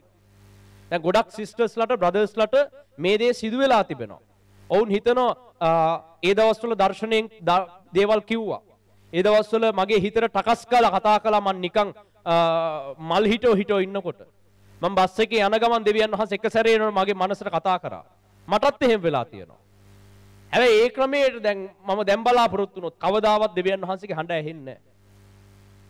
අපි වැඩට යන අතරේ, අපි අනිත් දේවල් කරන අතරේ, අපි කුස්සියේ උයන අතරේ, අපි එක දේවල් කරන අතරේ හිටිය ගමන් ඉස්සර කතා කරන්නේ නැති. හැබැයි දෙවියන් වහන්සේ දැන් ඔබට එහෙම කතා කරන්න බලාපොරොත්තුවක් නැහැ. දැන් ඔබට කැපවීමක් තිබෙන්න ඕන. දෙවියන් වහන්සේගේ හඬ අහන්න නම් ඔබට ඒ සඳහා ආසාවක්, කැපවීමක්, උනන්දුවක් සහ වෙන්වීමක් අවශ්‍යයි. ඒක තමයි පරිණත තැනකට එනවා කියලා කියන්නේ. මුල් කාලේ ඔබ නොදන්න නිසා, ඔබ නොතේරුම් කම නිසා දෙවියන් වහන්සේ එහෙම එක සැරේ ප්‍රකාශ වුණා. දැන් එතකොට දෙවියන් වහන්සේට එහෙම එක සැරේ ප්‍රකාශ වෙන්න බැරි කමක්ද තියෙන්නේ? දැන් මෝසස්ට එක සැරේ තව ගිනි පඳුරක් පෙන්වන්න බැරිද මේ වෙලාවේ? නික්මයාම 24ට එනකොට ගිනි පඳුරු පෙන්න ගන්න බැරිද දෙවියන් වහන්සේට? පුළුවන්. ගිනි පඳුර පෙන්වන්න පුළුවන්. හැබැයි මෝසස්ගේ ජීවිතේ වෙනසක් වෙනවද? එයාගේ පැරණි පාප ස්වරූපය, එයාගේ පැරණි ජීවිතය, එයාගේ පැරණි ආශාවන්, පරණ ජොබ් එක, පරණ අවශ්‍යතාවයන්, පරණ එයාගේ සැලසුම් ඒ ඔක්කොම තියාගෙන ගිනි පඳුරු පෙන්න ඉන්න එක නෙමෙයි වැඩේ. එයාව निराहार යාඥාවලට කැඳවන්න ඕන. එයාව ලෝකෙන් වෙන් කරන්න ඕන. එයාට දෙවියන් වහන්සේත් එක්ක ගමන් කරන විදිය කියලා දීලා ලෝකෙත් එක්ක ගමන් කරපු ලෝකේ ආසාවන් පසුපස ආත්මාර්ථකාමීව ගියපු ගමන නිම කරලා ජේසුස් වහන්සේගේ ස්වરૂපය යමෙක්ට දෙන්න අවශ්‍යයි. ඒ ස්වરૂපයට හැඩ ගැහෙන්නේ කොහොමද? හැමදේම ඔයාට හීනෙන් කතා කර හිටියොත්. ඔයා හොඳට කාලා බීලා ඔයාට ආස දෙයක් කරලා ඔයා බුදිය ගන්නවා. මුල් කාලේ හරි ඔයාට හීනයක් දැක්කා, දර්ශනයක් පෙනුවා වෙන්න පුළුවන්. ඒක නෑ කියන්නේ නෑ, ඒක වෙනවා. ඒක අපිට වෙලා තිබෙනවා. ඒ හීනෙන් පේන නිසා ඔයා කරන්නේ ඊට පස්සේ හැමදේම බත් කාලා බුදිය ගන්නවා. ඒ හීනෙන්නේ දෙවියන් වහන්සේ ප්‍රකාශ වෙන්නේ. ඉතින් ඔයාට ඕන දේ කරලා ඔයා කැමති මාර්ගෙ ගිහලා ඔයා නිදිය ගන්නවා. දැන් බුදි. ඔයා හිතනෝ නෑ මට මේ මුල් දවස්වල හීනෙන් පෙන්නුවා, කතා කරා, මග පෙන්නුවා. බලනකොට ඒ කියපු කතාව හරි. ඒක නිසා දැනුත් මට එහෙම පෙන්නයි කියලා ඔයා බුදිය ගත්තොත්, ඔයාට ඕන දේ කර ඔයාට ඕන ක්‍රමයට ජීවත් වුණොත් ජීවිතේට දෙවියන් වහන්සේ ඔයාට ආයෙ කතා කරන්නේ නැහැ. අන්න ඒක අද කිතුණු සහෝදර සහෝදරියන් හොඳින් තේරුම් ගන්න ඕන. දර්ශන දැකපු ඇති අය ඇති. හදවතට එක සැරේම ඔබ නොහැති නොහිතන වෙලාවක ඔබට තේරෙනවා ඒක දෙවියන් වහන්සේ තමයි මේ දේ කතා කළේ කියලා. ඔබට දැනෙන සිදුවීම් වෙලා ඇති අතීතේ. අතීතේ එහෙම වුණාට දැන් ඔයා වැඩට යන අතරේ, ඔයා වෙන ජොබ් එකක් කරන අතරේ ඔයාට ඕන දේවල්, ඔයාට කැමති ජීවිත රටාව ගත කරලා निराहारයක් යාඥාවක් නැතුව ඔයාට කැමති විදිහට ජීවත් වෙන අතරේ ආයසරයක් නම් එහෙම අමුතු සද්දයක් ඇවිල්ලා ඔයාට අමුතු හැඟීමක් ඇවිල්ලා ඔයාගේ හදවතට දෙවියන් වහන්සේ එහෙම නැවත හැඟීමක් දීලා කතා කරන්නේ නැහැ. දැන් ආයි දෙවියන් වහන්සේගේ මඟ පෙන්වීමක් ලබා ගන්න ආස නම් ඒ සඳහා වෙන්වීමක් අවශ්‍යයි. ඉතින් හැමෝටම දෙවියන් වහන්සේ නැවත නැවත කොහොමත් කතා කර ඉන්නෙත් නැහැ. දැන් ඊශ්‍රායල් ජාතිය අතරින් මෝසස්ට තමයි කතා කළේ. මෝසස්ගෙන් පසුව ඊළඟ අයට කතා කළා. ඉතින් හැමෝටම කතා කරන්න ඕනෙත් නැහනේ. ඉතින් ඔයාලගේ දේවල් කරන අතරතුරේ ඔයාලට පුළුවන් මේ දේවල් ඉගෙනගෙන ඒ අනුව ජීවිතය හැඩගස්ව ගන්න. යමෙක් සේවයට ඇතුල් වෙලා සේවය කරන්න ඇවිල්ලා දෙවියන් වහන්සේ දෙන සැලැස්මක් කරගෙන සේවයේ නිරත වෙන්න බලාපොරොත්තුවක් තියෙනවා නම් සේවයට ඇවිල්ලා නම් ඉන්නේ. ඔබට වගකීමක් දීලා ඊළඟට දෙන දේවල් දෙවියන් වහන්සේත් එක්ක යාඥා කරලා උන්වහන්සේගේ මඟ පෙන්වීමෙන් ඊළඟට කරගෙන යන්න එහෙම වගකීමක් ඔබට තිබෙනවා නම් ඒ බඳු කෙනෙක්ට සේවයට පැමිණෙන කෙනෙක්ට විශේෂයෙන් දෙවියන් වහන්සේ කතා කරනවා. එහෙම නැතුව සේවය නොකර දැන් මේක හොඳට තේරුම් ගන්න. ඔයාගේ ශ්‍රේෂ්ඨයක ඔයාට කැමති ජීවිතයක ඉන්නකොට ඔයාට දෙවියන් වහන්සේ කතා කරලා මොනවා කරන්නද? ඔයාට ඔය දේවල් කරන විදිය දැනගන්න ඕන තරම් මාධ්‍ය ඕන තරම් ක්‍රම තිබෙනවා. ඊට අමතරව ඔබට සතිපතා දේව මෙහයන් වල බයිබලයේ උගන්වන දේව වචනය ඔබට ඉගෙන ගන්න පුළුවන්. ඉගෙන ගන්න වචනේ අනුව ජීවත් වෙන්න. හැමෝම ඒ කැඳවීම නැතුව ඒ වෙන්වීම නැතුව හඬ අහන්න යනවා කියලා හඬ අහන්න ගිහිල්ලා වරද්ද ගන්නත් එපා. හරිද? දෙවියන් වහන්සේ තුල ඔබට විවිධ කැඳවීම් තිබෙනවා. සමහර විට ඔබට රැකියාවක් කරගෙන ඉන්න තිබෙනවා වෙන්න පුළුවන් මේ කාලේ. ඒක ඔබට දෙවියන් වහන්සේ දීලා තියෙන ගමන. ඉතින් ඔබ පරිණත නම් ඔබ තේරුම් ගන්න ඕන ඔබට තිබෙන වැඩේ මොකද්ද? අනිත් කෙනාට තිබෙන වැඩේ මොකද්ද? දැන් මට තියෙන වැඩේ සමහර ලාවට ඔයාලා අතරින් කෙනෙක්ට නැති වෙන්න පුළුවන්. ඒතර දෙවියන් වහන්සේ මා සමග ගමන් කරන පිළිවෙලට නෙමෙයි ඔබත් එක්ක යන්නේ. පරිණතභාවය කියලා කියන්නේ මෙන්න මේ දෙපැත්ත හඳුනා ගන්න එක නිසිලෙස. ඇයි එයාට කතා කරනවා නම් අපිට කතා කරන්නේ නැත්තේ? ඇයි සේවය කරන කට්ටියට විතරද කතා කරන්න ඕන? අපිට කතා කරාම මක් වෙනවද කියලා එහෙම නිකන් අනුවන ප්‍රශ්න අහන එක නෙමෙයි. සුද්ධාත්ම ඵලය තමයි තම තරම තේරුම් අරගෙන තමන්ට දීපු කැඳවීම මොකද්ද? තමන්ට තිබෙන ගමන මොකද්ද කියලා තේරුම් අරගෙන ඒ අනුව ක්‍රියා කරන එක. ඉතින් ඔබට අපි දෙන උපදෙස් මත වැඩ කරන්න. ඒක හොඳ දෙයක්. හැබැයි ඔබත් එලෙස දෙවියන් වහන්සේගේ හඬ අහනවා නම් ඒකට ලොකු ක්‍රියාවලියක් තිබෙනවා. ඒකට පැමිණිය යුතු අනුගමනය කළ යුතු ක්‍රියාපිළිවෙලක් තියෙනවා. එහෙමනම් ඒ විදිහට කැප වෙලා දේව සේවයට ඇතුල් වෙලා දෙවියන් වහන්සේගේ හඬ අසලා එලෙස සේවය කරන්න කැමති කෙනෙක් නම් ඔබ අන්න එතකොට යාට දෙවියන් වහන්සේත් එක්ක සම්බන්ධ වෙලා මේ මඟ පෙන්වීම ලබා ගන්න විදිහත් අපි කියලා දෙන්නම්. ඒක කියලා දෙන්න බැරි කමක් නැහැ. අපි ගුරු මුස්තියක් තියාගෙන නැහැ. මේව අපි කියලා දෙන්නේ නැහැ දෙවියන් වහන්සේත් එක්ක ඔයාට කතා කරන විදිය කියලා දෙන්නේ නැහැ කියලා එකක් නැහැ. කියලා දෙනවා. හැබැයි ඒකට එන්න ඕන එහෙමනම්. ඒ සඳහා කැපවීමක්, වෙන්වීමක් තියෙන්න ඕන. අපි සමග ඉන්න ඕන. එහෙම නැතුව ඔයාට ඕන තැන් වල ඉඳගෙන දෙවියන් වහන්සේගේ හඬ අහන්න යන්න එපා, වරදිනවා. ඒක කරන්න එපා. ඒක හොඳ දෙයක් නෙමෙයි. අනුපිළිවෙලින් දෙවියන් වහන්සේත් එක්ක ක්‍රියා කිරීම තමයි පරිණතභාවය. තමන්ගේ දැන් තත්වය මීළඟට උන්වහන්සේ දීලා තිබෙන කැඳවීම අඳුරගෙන එක එක අය දැන් ඉන්න කලාප මොනවද කියලා තේරුම් අරගෙන තමන් දැන් ඉන්නේ කොහෙද? තමන් දෙවියන් වහන්සේගේ හඬ අහන්න යන සුදුසු තත්වයකද ඉන්නේ? දැන් දෙවියන් වහන්සේ කියපු මාර්ගෙද ඉන්නේ? ඒ දේවල් වටහාගෙන අදාළ කැපවීම ඔබ තුල තියනවද? ඒව අඳුරගෙන එහෙම නැත්තම් පොඩ්ඩක් ඉවසීමෙන් යටහත්ව ක්‍රියා කිරීම තමයි පරිණතභාවය කියලා කියන්නේ. ඉතින් පරිණත කළා දෙවියන් වහන්සේ මෝසෙස්ව පරිණත කළා. ඊළඟ අධීරයට කැඳවනු ලැබුවා. ඒ තුලින් ගොඩාක් විශාල සැලැස්මක් දෙවියන් වහන්සේ කළා. හැමදාම ගිනි පඳුරු පෙන්න හිටියානම් මෝසෙස්ගේ ජීවිතේ පරිවර්තනයක් වෙන්නේ නැහැ. මෝසෙස් දෙවියන් වහන්සේ කවුද කියලා අඳුරගන්නේ නැහැ. එයා අර කඳු මුදුනට වෙලා දින ගාණක් निराහාර යාඥාවෙන් දෙවියන් වහන්සේත් එක්ක සාකච්ඡා කර ඒ කැපවීමෙන් වෙන්වීමෙන් ඉඳිද්දි තමයි මෝසෙස් දෙවියන් වහන්සේ ගැන හොඳට අඳුරගත්තේ. සැලැස්ම හරියට තේරුම් ගත්තේ අන්නේ කාලේ. ඉතින් ඒක වෙන්න ඕන කෙනෙකුගේ ජීවිතේ. ඔබට නිකන් දර්ශනයක් පෙන්නලා මොකක් හරි පණිවිඩයක් දෙන එක නෙමෙයි අරමුණ. ඔබගේ මුළු ජීවිතේ පරිවර්තනය කිරීම. ඒ සඳහා වෙන්වීමක් අවශ්‍යයි. ඒ සඳහා පුහුණුවක් සහ සූදානමක් අවශ්‍යයි. මෙලෙසම අපිට දකින්න පුළුවන් දාවිත් මුල්ම වතාවට සටනක් ජයගත්තේ කොහොමද? පළවෙනි වතාවේ ඔහු ලොකු සටනක් දිනුවා. ඔහු පිලිස්ති යෝධයෙක්ව බිම දැම්මා. කොහොමද පළවෙනි වතාවේ පිලිස්ති යෝධයව බිම දැම්මේ? එයා යුද්ධෙට පුහුණු වෙලා ලොකු සැලැස්මක් එක්ක ලොකු පිරිසක් එක්ක ඇවිල්ලා පිලිස්ති යෝධයව බිම දැම්මේ නෑ. දාවිත් පළමුවරට අතේ තිබුණු ගල් කැටයකින් ගහලා තමයි දෙවියන් වහන්සේගේ නාමයෙන් මම නුඹ වෙතට එනවා. නුඹ දෙවියන් වහන්සේට විරුද්ධව එක එක දේවල් කියනවා. මම දැන් දෙවියන් වහන්සේ කෙරෙහි ඇදහිල්ලෙන් මේ ගලෙන් ගහලා නුඹව බිම වට්ටනවා කියලා ගල් කැටයක් අරගෙන ආවා. පිලිස්ති යෝධයාට ගැහුවා. පළවෙනි සැරේ දිනුවා. ඒක හොඳ දෙයක්. දෙවියන් වහන්සේත් මොකද කළේ?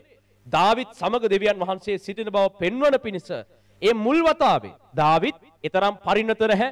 ඔහු රජකම ලබලා නැහැ. ඔවුන් දාවිත් ඒ තරම් දෙවියන් වහන්සේ තුල වර්ධනය වෙලා නැහැ. ඉතින් පළවෙනි ගල් කැටෙම්ම ඒ පිලිස්ති යෝධයා බිම වැටෙන්න දෙවියන් වහන්සේ සැලැස්සුවා. ඒක හාස්කමක්. තේරෙනවද? දැන් ගිනි පඳුර මැදින් දෙවියන් වහන්සේ ප්‍රකාශ වීම එක සැරේම ඇස් අදහාගත නොහැකි හාස්කමක්. හැබැයි ඊට පස්සේ ඒක හාස්කමකට වඩා කැපවීමක ප්‍රතිඵලයක්. දාවිත් මුලින්ම උනේ හාස්කමක්. අර ඔක්කොම පිරිස බැලුවා. දාවිත් කරපු වැඩේ තනි ගල් කැටෙන් මේ මුළු හමුදාව පරාජය කළා. ඒක හාස්කමක්. හැබැයි ඒක අපිට දකින්න පුළුවන්. ඒ කොටස විස්තර වෙන්නේ පළමුවෙනි සාමුවෙල් 17 වෙනි පරිච්ඡේදය. අපි ඒ කොටස කියවමු. 45 ඉඳලා 49 දක්වා කොටස කියවන්න.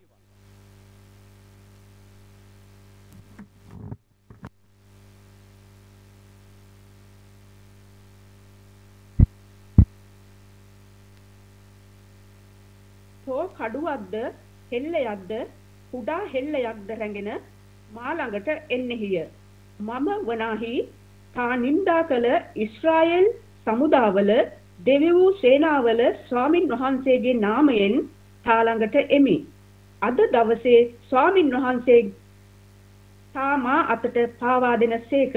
මම සට ගසා තාගේ හිස කපා දමා ෆිලිස්තිවරුන්ගේ සේනාවේ මලකඳන් අද දවසේ ආකාශයේ පක්ෂීන්ටද පොළවේ වන මෘගයන්ටද දෙන්නෙමි. මෙසේ ඊශ්‍රායෙල් කෙරෙහි දෙවි කෙනෙක් ඉන්න බව පොළවේ සියල්ලන්ම දැනගන්නවා ඇත. ස්වාමින් වහන්සේ කඩුවෙන් හා හෙල්ලෙන් නොගලවන බව මේ මුළු සමූහයක් දැනගන්නවා ඇත. මක්නිසාද යුද්ධය දෙවියන් වහන්සේගේය. උන්වහන්සේද නුඹලා අප අතට පාවා දෙනසේකයි ෆිලිස්තියාට කීවේය. තවද ෆිලිස්තියා නැගිට දාවිද්ට විරුද්ධව ලං වෙද්දී දාවිද් ඉක්මන් කොට ෆිලිස්තියාට විරුද්ධව සේනාව දෙසට දුව ගොස් මල්ලේ අත දමා එයින් ගලක් අරන් ඒක ගල්පටියෙන් විද්දේය. ඒ ගල ෆිලිස්තියාගේ නළලට වැදී ඔහුගේ නළලේ ගිලී ඔහු මුහුණින් බිම වැටුණේය. මෙසේ දාවිද් ගල්පටියෙන්ද එතනින් නවත්තන්න. මොකද එතන විස්තර වෙන්නේ දාවිත් විසින් පළමු වතාවට මේ පිලිස්ති යෝධයාව බිම දානවා තමන්ගේ ගල්පටියෙන් කැටපෝලෙන් විදලා මේ යුද්ධය හමාර කරනවා. ඒකට දෙවියන් වහන්සේ ඉඩ දුන්නා. ඉතින් හැබැයි දාවිත් හැමදෑම ගල්පටියෙන් විදලා යුද්ධ කරන්න ගියා නම් දිනයිද? දාවිත් විතර හරි මම පළවෙනි දවසේ ගලෙන් ගහලා පිලිස්ති යෝධයාව බිම දැම්ම මුළු හමුදාව පරාජය කළා. ඒ නිසා දාවිත් හැමදෑම කැටපෝලේ තියාගෙන යනවා. හරියයිද? දාවිත් ඒ කාලේ පොඩි කොල්ලා කාලේ ඉතින් අර කුරුල්ලන්ට විදින්න, ගස් වලට විදින්න, ගෙඩි වලට විදින්න අතේ තියා හිටපු කැටපෝලේ. දැන් ඔය කැටපෝලෙන් විදලා තමයි පළවෙනි යුද්ධෙ දිනුවේ. හැබැයි හැමදෑම එයා හිතුවා නම් මං හැමතිස්සෙම කැටපෝලෙන් තමයි විදින්නේ. එහෙම කරා නම් රාජ්‍යයක් ගෙනියන්න පුළුවන්ද? ඊශ්‍රායල් ජාතිය ගොඩනගන්න පුළුවන්ද කැටපෝලෙන් විදලා? ඒක කරන්න අමාරුයි. ඒක නෙමෙයි දෙවියන් වහන්සේගේ ඊළඟ සැලැස්ම. කැටපෝලෙන් විදලත් පුළුවන් ඕනනම්. හැබැයි දාවිත් ඊළඟට යුද්ධ ඉගෙන ගන්න ඕන. එයා සටන් පුහුණු වෙන්න ඕන. එයා යුද වදින උපක්‍රම ඉගෙන ගන්න ඕන. එයා ඒව ඉගෙන ගත්තා. එයාට වෙනම පිරිසක් ගොඩනගෙන්න ඕන. ඒ පිරිස යුද දක්ෂයන් බවට පත් වෙන්න ඕන. යුද්ධයට පුහුණුවක් ඔවුන්ට තිබෙන්න ඕන. ඊළඟ වතාවේ යුද්ධවලට යද්දී දාවිත් තනියම ගියෙත් නැහැ. කැටපෝලේ අරන් ගියේ නැහැ ඊට පස්සේ. හරිද? මට ඇදහිල්ල තිබෙනවා මම පළවෙනි වතාවේ කැටපෝලෙන් තමයි වැඩේ කරේ කියලා. කැටපෝලේ අරන් ගියා නම් අනිවාර්යෙන් පරදිනවා. එහෙම කරන්න බෑ. පරිණත ඊළඟ මට්ටමට එද්දී දාවිත් යුද්ධයට ඉගෙන ගත්තා. යුද්ධයට පුහුණු වුණා. ඒ සඳහා විශාල පුහුණුවක් වනගත ප්‍රදේශවල ඉඳගෙන ඔහු ලැබුවා. ඒ වගේම දාවිත් සමග හිටපු යුද දක්ෂයන් ගැන විස්තර වෙනවා. ඒගොල්ලෝ යුද්ධයට හොඳට පුහුණු වුණා කැලයක් ඇතුළේ ඉඳගෙන.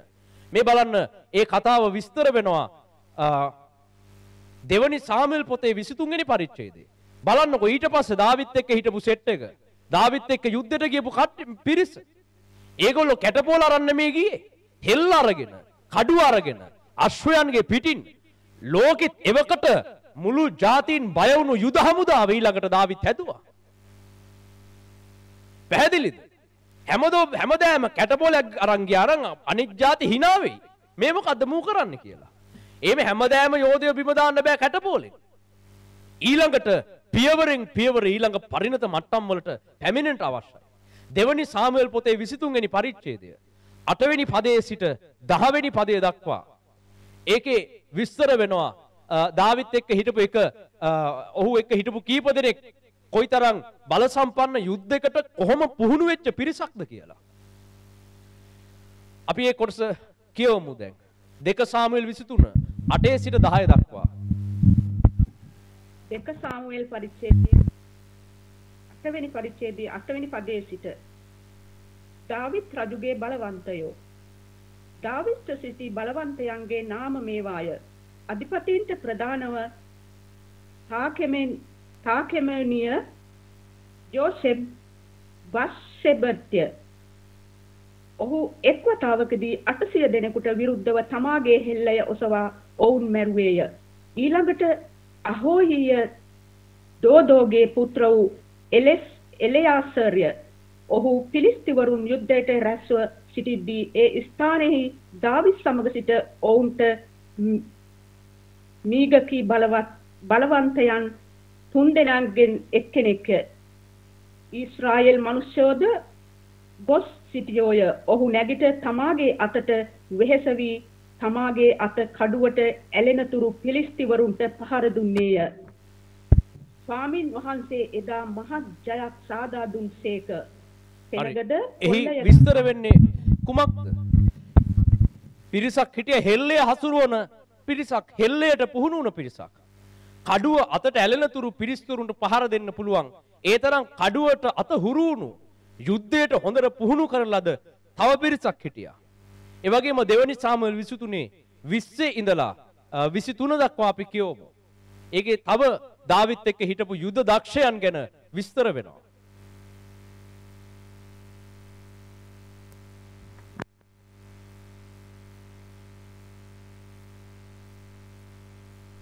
මයික් එක ඔන් කරගන්න.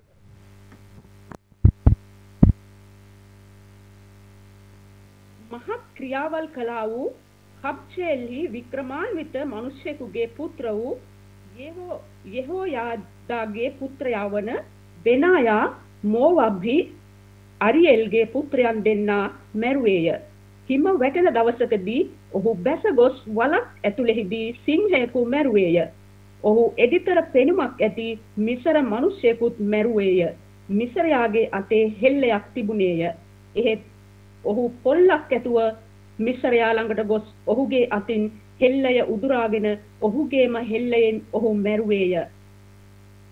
යෙහෝදාගේ පුත්‍ර වූ බෙනායා මේ දේවල් කොට බලවන්තයන් 3 දෙනා අතරේ නාමයක් ලැබුවේය. ඔහු 30 දෙනාට වඩා ගරුතර කෙනෙක්ය. එහෙත් පළවෙනි 3 දෙනාගේ ප්‍රමාණයට නොපැමිණියේය. දාවිත් තමාගේ මුරකයන් කෙරෙහි ඔහු අධිපතියා කළේය. හරි. එහි විස්තර වෙනවා ඊළඟට දාවිත් එක්ක හිටපු යුද දක්ෂයන් කවුද කියලා. ඉතින් මේගොල්ලෝ යුද්ධයට හොඳට පුහුණු වුණු, යුද්ධ ගැන හොඳ අත්දැකීමක් තිබෙන, යුද්ධය සඳහාම වෙන් වෙලා ඒ වෙනුවෙන් කැප වෙලා සූදානම් වුණ පිරිසක්. දැන් ඔබට තේරෙන්න අවශ්‍යයි කාලයක් සමග ඉදිරියට යද්දී දෙවියන් වහන්සේට ඕන දෙයකින් ඕන දෙයක් කරන්න පුළුවන්. නමුත් මිනිස්යන්ව අදාළ ස්තරවලට වර්ධනය වෙයි කියන එක දෙවියන් වහන්සේ අපේක්ෂා කරනවා. ඒ වර්ධනය මිනිසෙක් තුල නැත්තම් හැමදාම ගලකින් ගහලා නම් යුද්ධේ දිනලා පාඩු එයාගේ වැඩක් කරගෙන ඉන්න නම් එයා හදන්නේ. එහෙමනම් දෙවියන් වහන්සේ ඒකට සතුටු වෙන්නේ නැහැ. යමෙක්ට කියන්න පුළුවන් මේ පහුගිය අවස්ථාවල මෙහෙම වුණා. එහෙම වුණා තමයි. එහෙම වුණාට දැන් හැමදාම එහෙම වෙයි කියලා බලන් ඉන්න එක නෙමෙයි අපේ වැඩේ. අපි පුහුණු වෙන්න ඕන. ඉගෙන ගන්න ඕන. දැන් දාවිත් යුද්ධය ඉගෙන ගත්තා වනාගත ප්‍රදේශවල. මෝසෙස් නිරාහාරයෙන් දෙවියන් වහන්සේත් එක්ක සම්බන්ධ වෙන විදිය ඉගෙන ගත්තා. ඒ දේ කළා. පැහැදිලිද? දෙවියන් වහන්සේ මේ කිතුණු ජාතීන් ලෝකේ පුරා ගොඩනගපු විදිහත් එහෙමයි. මුලදී ඔවුන්ට ඉන්න හිටින තැන් තිබුණේ දෙවියන් වහන්සේ ඔවුන්ට දෙවියන් වහන්සේගේ සැපයීම දුන්නා. ඊශ්‍රායල් ජාතියත් එහෙමයි. මුලදී ඔවුන්ට කන්න බොන්නවත් තිබුණේ නැහැ හරියට. හැබැයි මන්නා වස්සල දුන්නා කාන්තාරේදී. හාස්කමක් කළා. වටුව ගෙනල්ලා දුන්නා. එක සැරේම වටුව දැම්ම කන්න. ඒ වගේම පර්වතයේ පල්ල වතුර දුන්නා. මන්න අවුරුදු 40ක් දුන්නා ඒවා හාස්කම්. හැබැයි පොරොන්දු දේශයට ආවට පස්සේ දිගටම ඒ හාස්කම් කර කර හිටියේ නෑ. ඔවුන්ට වගා කරන විදි කියලා දුන්නා. වගා කරන්න කියලා දුන්නා. වගා කරන්න අවශ්‍ය ප්‍රඥාව දැනුම ඒ සඳහා අවශ්‍ය පසුබිම දෙවියන් වහන්සේ හදලා දුන්නා. ඒ හැම දෙයකින්ම තමයි දෙවියන් වහන්සේ ජාතිය ගොඩ නැගුවේ. පොරොන්දු දේශයට ආවට පස්සේ මන්න වැටුරෙත් නෑ, පර්වත පළල වතුර දුන්නෙත් නෑ. ඒගොල්ලෝ ජල මූලාශ්‍ර හොයාගෙන ඒ ජලාශ හදාගන්න යාලට දෙවියන් වහන්සේ ඉගැන්නුවා. ජලය වගා බිම් වලට ගෙනියන ක්‍රම විදි ඔවුන් හැදුවා. මේ වන විටත් අපි දන්න ලෝකේ ඉහළම කෘෂිකර්මය ඊශ්‍රායල් ජාතිය තුල තමයි තිබෙන්නේ. ලෝකේ ඊටාම වියලි කලාපයක් ඒ වුණාට ඊටාම ශාස්ත්‍රීය භූමියක් බවට පරිවර්තනය කරන්නට ප්‍රඥාව දුන්නා. ඒ නුවණ පාවිච්චි කරලා ඔවුන් ඒ දේ ගොඩ නැගුවා. ඉගෙන ගත්ත කරන විදිය පරිණත වුණා. හැමදාම මන්නවස්සයි කියලා හිටියොත් හරියනවද? ඒක නෙමෙයි අපි කළ යුත්තේ. පරිණත වෙනකොට ඊළඟ අධ්‍යයනවලට එනකොට අපි ඉගෙන ගන්න ඕන, පුහුණු වෙන්න ඕන. ඒකට අදාළ කරන ශේෂ්ත්‍රයන් තුල අපි පුහුණු වීමකින් ඒ දේ කරන්න අවශ්‍යයි. බයිබලයේ හැම චරිතයක්ම මෙලෙස දෙවියන් වහන්සේ පියවරෙන් පියවර පුහුණු කරලා වර්ධනය කරපු විදිහ අපි දකිනවා. ඉතින් ඔයාලා හැමෝටමත් මෙහෙම තමයි. මේ හැම දෙයක්ම තුලින් ඔයාලා වටහා ගන්න ඕන දේ තමයි මුල් අවදියේ දෙවියන් වහන්සේ ඔයත් එක්ක වැඩ කරන විදිය වෙනස්. දැන් සමහරව අහනවා, ඇයි දෙවියන් වහන්සේ එතකොට එක සැරේම අපිට සුවය දෙන්නේ නැත්තේ? දෙන්නේ නැති වෙන්න හේතුව ඔයාගේ ක්‍රමයට ඔයා යද්දි එක සැරේම ඔයාට සුවය දුන්නොත් ඔයා ඔය විදිහටම යයි. දැන් මත්පැන් පානයට ඇබ්බැහි වෙලා ඉන්න කෙනෙක්ගේ වකුගඩුවක් යන්න ගත්තම අක්මාව වැඩ කරන්න නැතුව ගියාම දෙවියන් වහන්සේට ඕනනම් පුළුවන් එක සැරේ සුවය දීලා අක්මාව සුව කරන්න, හොඳ කරන්න. හැබැයි මේ මිනිස්සයා මොනවා කරයිද ඊළඟට? අක්මාවත් හොඳ නිසා වකුගඩුත් දැන් වැඩ නිසා ආයෙ ගිහිල්ලා ගැහුවට වඩා හොඳ බ්‍රෑන්ඩ් එකක් ගහයි. ඒක තමයි වෙන්නේ. ඔබ සීනි වැඩිපුර කාලා ඔබට දැන් සුගර් තියෙනවා නම් යමෙක් අහන්න පුළුවන් ඇයි දෙවියන් වහන්සේට එක සැරේ සීනි සුව කරන්න බැරි? එක සැරේ සීනි සුව කරන්න මොකෝ බැරි දෙවියන් වහන්සේට? පුළුවන්. හැබැයි සීනි සුව කරාම ඔයා ගිහිල්ලා ආයෙ මොකද්ද කරන්නේ? ඔයාට සීනි නැති නිසා ආයෙ ගිහිල්ලා සීනි කයි.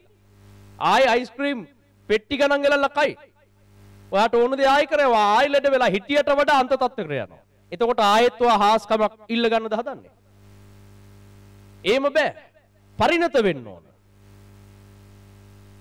ඔයාලා වර්ධනය වුණ තත්වයකට එන්න ඕන. ඒ නිසා තමයි කළ යුතු දේවල් කියලා දෙන්නේ. මෙන්න ක්‍රමේ, මෙන්න කන්න ඕන දේවල් මේව කරන්න. දැන් පහුගිය කාලේ අපි එහෙම කියලා දුන්නා. එහෙම කරාම සමහර අය අපෙන් ඇහුවා, "ඇයි ලෙඩක් ගැන කිව්වම ඔයා කන්න ඕන දේවල් කියන්නේ ඇයි? ඔයා පාස්ටර් නම් ඔයාට දෙවියන් වහන්සේගේ සුව කිරීමේදී මනාව තියෙනවා නම් ඇයි ඔයා එක සැරේ අත තියලා සුව කරන්නේ නැත්තේ? එක සැරේ අත තියලා සුව කරන්න බැරි කමක් නැහැ. එක සැරේ අත තියලත් පුළුවන්. දෙවියන් වහන්සේ දීමනාව දීලා තියෙනවා. එහෙම පුළුවන්. හැබැයි දෙවියන් වහන්සේ සමහර අයට කියන්නේ එහෙම කරන්න එපා. ඒකට හේතුව මොකක්ද? ඒගොල්ලන් එක සැරේ අත තියලා එක සැරේ සුව කරලා පළක් වෙන්නේ නැහැ. සුව කිරීමේ දීමනාවක් එතෙන්ට පාවිච්චි කළ වැඩක් වෙන්නේ නැහැ. එයාගේ ජීවිතේ හැඩගැස්වීමක් තියෙන්න ඕන. එක්කෙනෙක් කතා කරලා එයාගේ ඔළුවේ අමාරුවක් දීර්ඝ කාලයක් තිස්සේ ඔළුව කක් කියනවා. ඔළුව රිදෙනවා. අවුරුදු ගාණක්. එයා ඇවිල්ලා කිව්වේ යාඥා කළා මේ ඔළුව කැක්කම සුව කරන්න කියලා. හැබැයි දෙවියන් වහන්සේ එයාට කිව්වේ නෑ ඔයා එහෙම නෙමෙයි. ඔයා රැයට නිදා ගන්න වෙලාව වෙනස් කරන්න. කලින් නිදා ගන්න. පාන්දරින් ඇහැරෙන්න. එයාගේ පුරුද්ද මහ රෑ වෙනකන් ඇහැරලා ඉන්නවා. එළියන ජාමෙන් තමයි නිදාගන්නේ. ඉතින් එයාට දෙවියන් වහන්සේ මවපු ක්‍රමයට නෙමෙයි එයා නිදාගන්නේ. ඒ නිසා දෙවියන් වහන්සේ එයාට කිව්වේ නිින්ද වෙනස් කරගන්න, නිින්ද හදාගන්න දැන්. එයා කිව්වේ නෑ මම ඉස්සෙල්ලම ක්‍රිස්තියානි සභාවකට ආපු දවසේ මුල්ම කාලේ මං ගැලවීම ලැබුවේ එක හාස්කමක් නිසා. ඒ දවස්වලත් මට මේ වගේ අසනීපයක් තිබුණා. හැබැයි එදා ඒ සුව මෙහෙ හිටපු පාස්ටර් මට අත තියලා එක සැරේම සුව කළා. ඇයි ඔයාට බැරි මේ එක සැරේ අත තියලා සුව කරන්න? මං කිව්වා එහෙම කරන්න බැරි කමක් නැහැ. හැබැයි දෙවියන් වහන්සේ එහෙම කරන්න එපා කියලා තියෙන්නේ. ඔයාට දැන් ඔයා නිින්ද හරියට කරන්න ඕන. කලින් නිදාගෙන දෙවියන් වහන්සේ කියලා තියෙන මවල තියෙන පිළිවෙලට නිින්ද හදා ගන්න ඕන. එයා ඒකට එච්චර කැමැත්තක් දැක්ුවේ නැහැ. නිදා ගන්න වෙලාව කියා අහගන්න. ඉතින් අපි පාස්ටර් කෙනෙක් හම්බ වෙන්න ඕනේ. ඕකට අපි ડોක්ටර් කෙනෙක් ගාවට ගියා නම් එයා කියන්නේ නිදා ගන්න ඕන වෙලාවල් අනම්මනම් අහගන්න තිබ්බනේ. නිදා ගන්න වෙලාවල් අපිට අහගන්න ඕනේ මේ ඔයාට පුළුවන් නම් අත තියලා සුව කරන්න කියලා කිව්වා. ඉතින් දෙවියන් වහන්සේ කිව්වා නෑ යාව අත තියලා සුව කරන්න යන්න එපා. එහෙම පළක් නෑ. එයා ඔළුවේ කැක්කම හොඳ කරගෙන ආයෙත් ඊළඟ දවසෙත් ගිහිල්ලා මහ රෑ වෙනකන් එළි වෙන ජාම වෙනකන් YouTube එකේ එක වීඩියෝ බල ඉන්නවා. අන්තිමට එළි වෙන ජාමේ බුදියනවා. පස්සට ඉර පායනකන් නිදාගෙන ඔන්න ඉර නැගීගෙන වෙලාවේ නැගිටිනවා. ඉතින් ඔළුවේ කැක්කුම. දැන් මූ අත තියලා සුව කරපන්කො. වෙන වැඩ නැතුවට හොඳයි. ඉතින් එහෙම අය එක එක දේවල් කියා යනවනේ ඇයි මේ ඔයාට බැරුව ඇති. ඉතින් එහෙම හිතමු දෙන්න. බැරි නම් බෑ කියලා හිතමු අපිට මොකෝ. ඒක ප්‍රශ්නයක් නෑ. පරිණත වෙන්න ඕන. පළවෙනි දවසේ ආව අත තියලා සුව කරා වෙන්න පුළුවන්. තව කෙනෙක්ගේ අසුද්ධාත්මයක් තිබිලා එයා පළවෙනි සුවමෙහිදී මුල්ම අවස්ථාවේ එයාගේ අසුද්ධාත්මය පහ වුණා එක සැරේ. වසර ගානකට පස්සේ ආයෙත් අසුද්ධාත්මයක් එයා සමග ක්‍රියා කරනවා. ආයෙත් එයා ඇවිල්ලා අහනවා මේ අසුද්ධාත්මය දුරු කරලා දෙන්න පුළුවන්ද? පුළුවන්. දුරු කරන්න බැරි කමක් නැහැ. හැබැයි දෙවියන් වහන්සේ කිව්වේ අසුද්ධාත්ම දුරු කිරීමේ දීමනාව පාවිච්චි කරලා ඒ අසුද්ධාත්මය පහ කරන්න එපා. එයා තුල පාපයක් තිබෙනවා.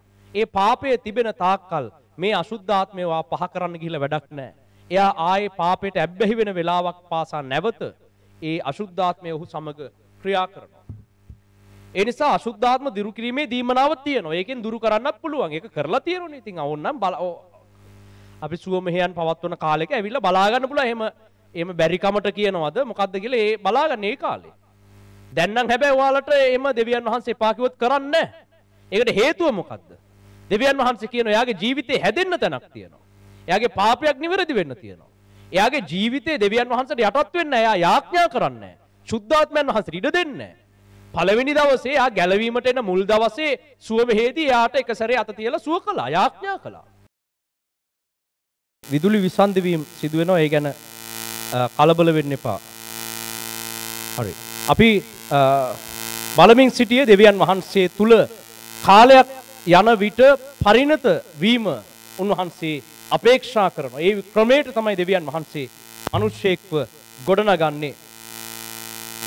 ඒක අමතක කරලා අපි වැඩ කරන්න ගියොතින් මොකද සිදු වෙන්නේ? දෙවියන් වහන්සේගෙන් අපිට ඊළඟට ප්‍රතිඵලයක් උන්වහන්සේගේ සැලැස්මක් අපේ ජීවිතේ සිද්ධ වෙන්නේ නැති වෙනවා. ඒක හොඳ දෙයක් නෙමෙයි. මේ හැම චරිතයක්ම එලෙස ගොඩනැගුණු අය. ඒ නිසා ඔබගේ ජීවිතෙත් මුල් කාලේ දෙවියන් වහන්සේ කළ හාස්කම් කළ ක්‍රියාවන් විදිහට නෙමෙයි දැන් උන්වහන්සේ වැඩ කරන්නේ. අන්න ඒක හොඳට තේරුම් ගන්න. හරිද? අපි දකිනවා ඒක මේ අපිට කියවන්න තියෙන ඊළඟ කොටස දෙවනි රාජාවලිය පොතේ 5 වෙනි පරිච්ඡේදයේ නාමාන්ව සුව කළ විදිහ. නාමාන් හිතාගෙන හිටපු ක්‍රමයක් තිබුණා නාමාන්ව මෙහෙම සුව කරයි කියලා. ඒ වුණාට එලීෂා වෙතට නාමාන් ආවම ඔහුව සුව කරන්නේ කොහොමද? ඔහුට කියන යෝර්දාන් නදියේ ගිහිල්ලා සත්වරක් ගිලෙන්න. ඒ කියපු දේ කලාම තමයි නාමාන් සුව වෙන්නේ. මුලදී ඔහු කැමති වෙන්නේ නැහැ එලීෂා කියපු දේ කරන්න. ඔහු එලීෂා කියපු දේට විරුද්ධ වෙලා යන්න හදනවා. මම හිතුවේ මෙයා මට අත තියලා යාඥා කළා මොන හරි පූජාවක් පවත්වලා අමුතු ක්‍රමයකට මාව සුව කරයි කියලා. මෙයා මේ මොකද්ද දැන් කියන්නේ? ගිහිල්ලා යෝර්දානෙන් නාන්න කියලා කියනවා. දැන් මේක කරාම සුව වෙනවද? ඒක කරලා සුව වෙච්ච අය කවුරු හරි ඉන්නවද? යෝර්දානෙන් නෑව කියලා කුෂ්ඨයක් සුව වෙන්නේ කොහොමද කියලා එයා hina වෙවි එයා තරහ ගිහිල්ලා එලීෂා කියපු දෙයට විරුද්ධව එයා යන්න ගියා. හැබැයි එයාගේ ළඟ හිටපු එක සේවකයෙක් කියන්නේ අපිට අමාරු දෙයක් කියලා නෑ අපි ඒක ගිහිල්ලා කරමු කිව්වම මෙයා කියපු දෙයට එකඟ වෙලා ගිහිල්ලා ඒ වතුරේ බහිනවා. ඒ වතුරේ බහපු වෙලාවේ ඔහුගේ කුෂ්ඨය සුව වෙනවා. ඒ නිසා දැන් අපි යම්කිසි දෙයක් ඔබට කරන්න කියලා කිව්වොත් කලබල වෙන්නේ නැතුව ඒ කියපු දේ කරන්න. තමන්ගේ දැනුම මත පිහිටලා තමයි මේ නාමාන් වැඩ කළේ. එයා දැකලා තිබෙන කුෂ්ඨ රෝග සුව කරන විදිහ. බෙහෙත් ඔරුවල ගිල්වලා විවිධ ඖෂධ වර්ග ගාලා එහෙම නැත්නම් විවිධ පූජාවන් පවත්වලා එක එක විදිවලට කුෂ්ඨ රෝග සුව කරන විදිය ගැන යට දැනුමක් දැකලා තියෙනවා. දැන් ඔබටත් විවිධ දැනුම ඇති.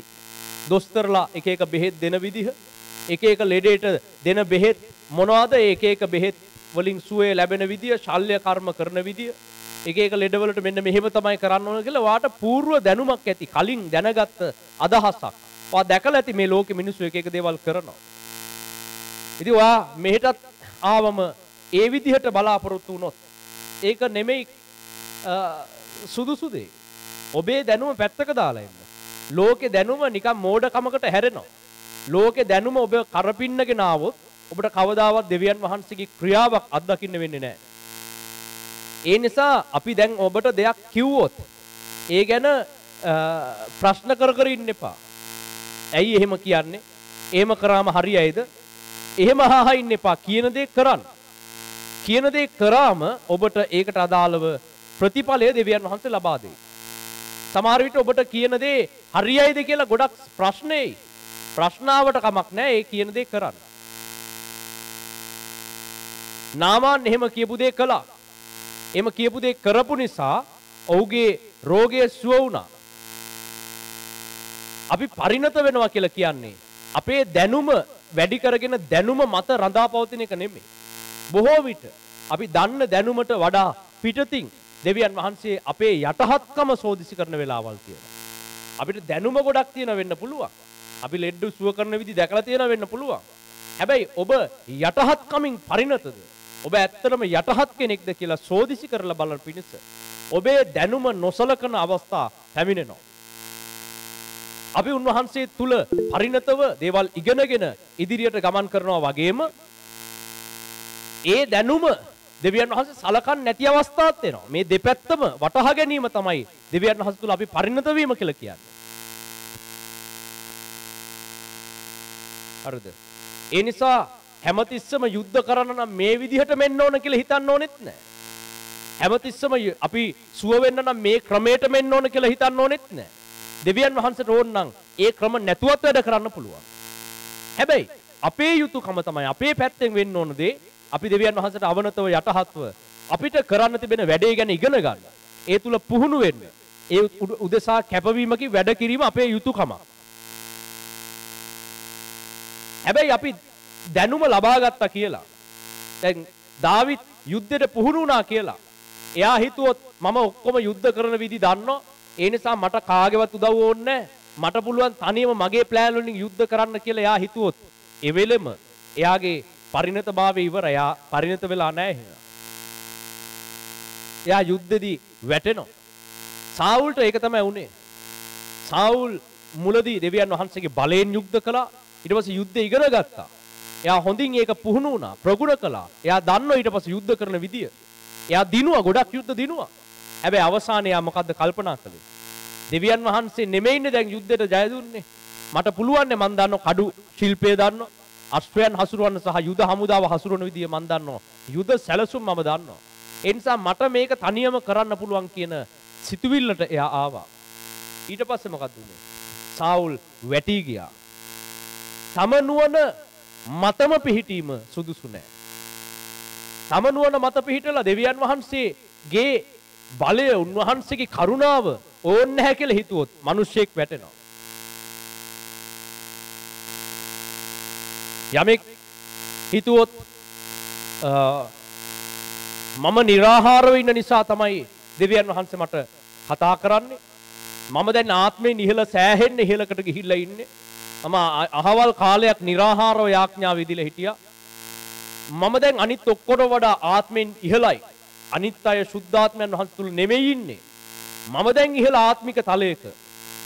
මම ඉහළ ආත්මයට ගිහිල්ලා තිබෙන්නේ කියලා හිතුවොත්, එයා හිතුවොත් මගේ निराहारය තුලින් මගේ ආත්මය දැන් දියුණු වෙලා, මගේ ආත්මය වැඩිලා වර්ධනය වෙලා, ඒ නිසා මට දැන් ආත්මික දේවල් ඕන දෙයක් කරගෙන යන්න පුළුවන්. මම ආයි පාපයට වැටෙන්නෙත් නැහැ. මම ආත්මයෙන් ඉහළ නිසා මට ටක් ගාලා දෙවියන් වහන්සේගේ හඬ අහගෙන ඇවිල්ලා වැඩ කරන්න පුළුවන්. මේ අනිත් කට්ටිය නම් निराहार කරලා නැහැ.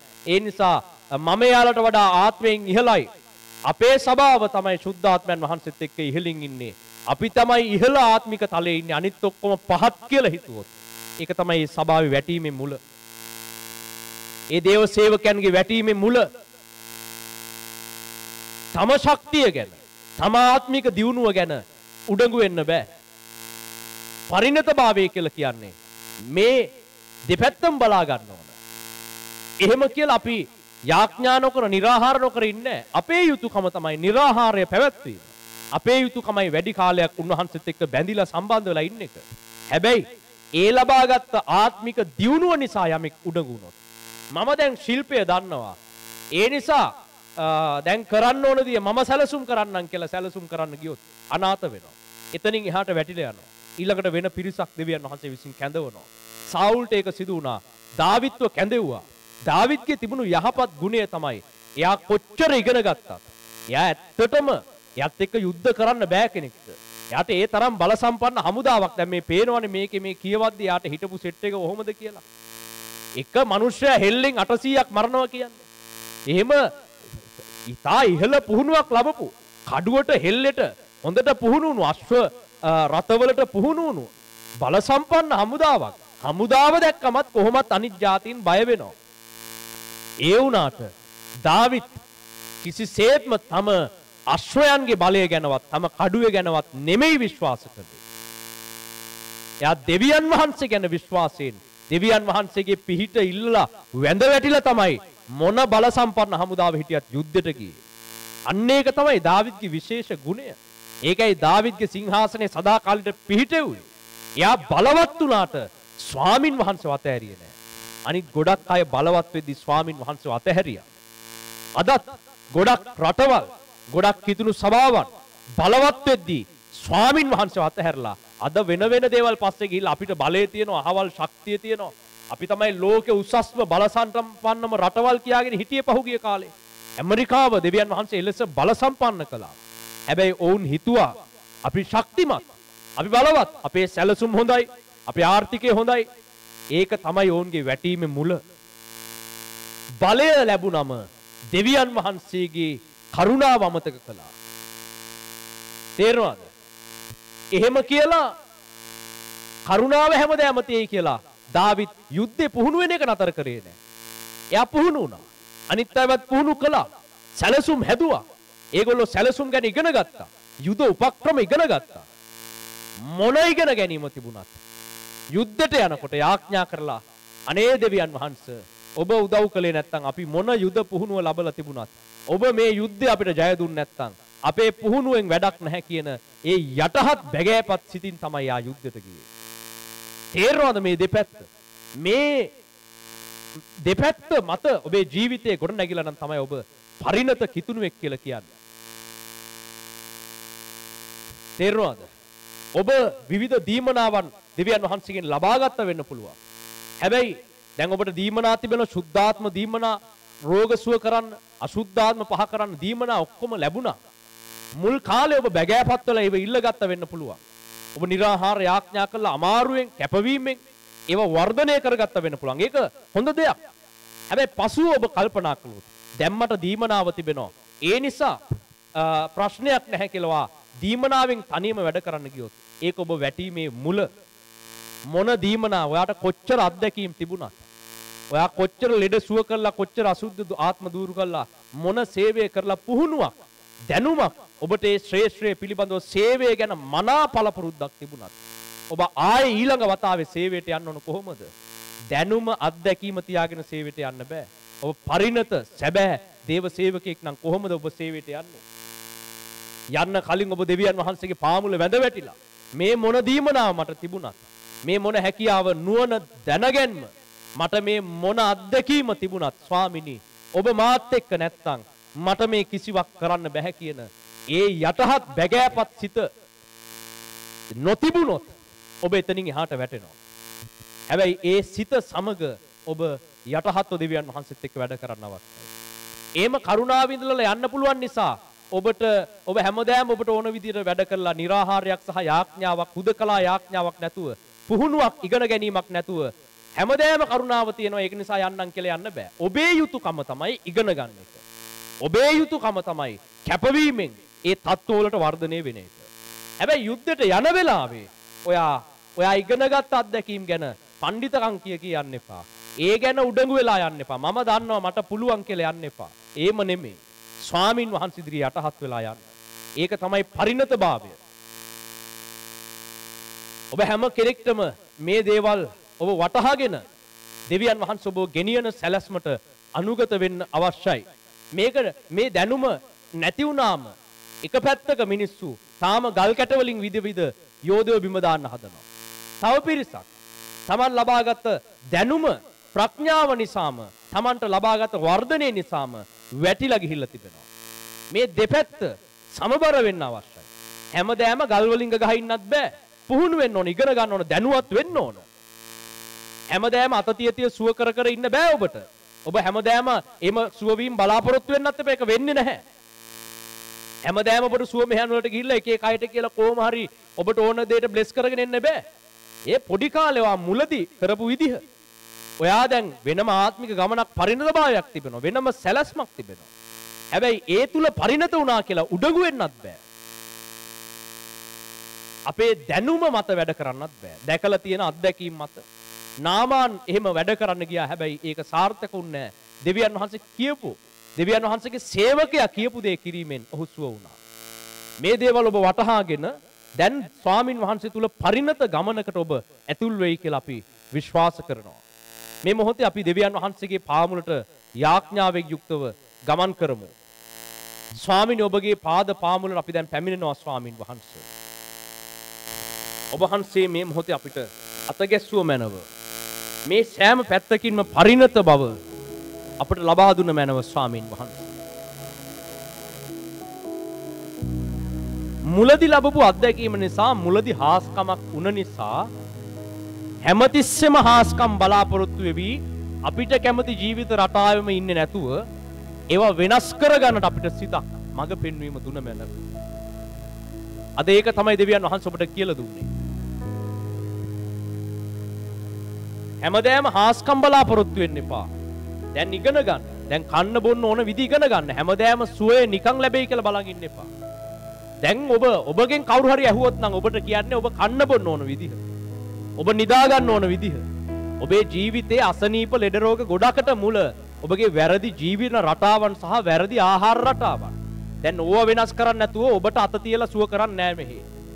හැබැයි ඉදිරියේදී අපි සුව මෙහෙයන් කරනකොට ඒ අලුතෙන් පැමිණෙන අයට ඒ වගේම ඔබ අතරිනුත් යමෙක්ට එහෙම ඕනනම් යමෙක්ට දෙවියන් වහන්සේ කරන්න කිව්වොත් අපි සුව කිරීමේ දීමනාව භාවිතා කරලත් ඒව කිරීමේ හැකියාව තිබෙන එක කරනවා.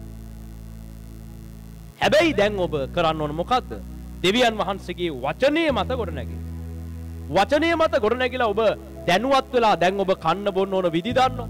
ඔබ ජීවත් වෙන්න ඕන විදි දන්නවා. ඔබට ගොඩක් දේවල් ගැන ලොකු දැනුමක් ලැබුණා කියලා හිතන්න එපා මම මේ ක්‍රමයට කාලා බීලා අපිට හැමදාම සුවෙන් ඉන්න පුළුවන් වෙයි කියලා හිතුවා. දැන් ඒක නෙමෙයි දෙවියන් වහන්සේගේ අරමුණ. හරිද? ඔබට දෙවියන් වහන්සේ දැනුම දුන්නා. දැන් ඊශ්‍රායල් ජාතියට දැනුම දුන්නා වගා කරන විදි, යුද කරන විදි, ජාතිය ගොඩනගන නුවරවල් ගොඩනගන විදි දැනුම අවබෝධය දුන්නා. හැබැයි ඔවුන් වැටුනේ කොතනද? අපිට ඒ දැනුම තිබෙනවා. ඒ නිසා දැන් අපිට ප්ලෑන් කරලා අපිට කැමති විදිහට මේක කරන්න පුළුවන් කියලා හිතපු ගමන් දැන් ඒ ආශිර්වාද මත පමණක් ඒ දැනුම මත ගොඩනැගෙන්න පටන් ගත්ත වෙලාවේ දෙවියන් වහන්සේගේ කරුණාව අමතක කරාම ඔවුන් මොන කෑම කෑවත් වැටුණා. ඔවුන් හොඳම කෑම කාලත් වැටුණා. ඔවුන් හොඳම කෑම කාලත් ලෙඩ වුණා. ඔවුන් හොඳම යුද ශිල්ප දැනගෙනත් යුද්ධ පැරදුනා. මේ දෙපැත්ත වටහා ගන්න. පරිණත වෙන්න. දැන් ඔබට දීලා තිබෙන ගමන කොයි වගේද? කැඳවීම කොයි වගේද?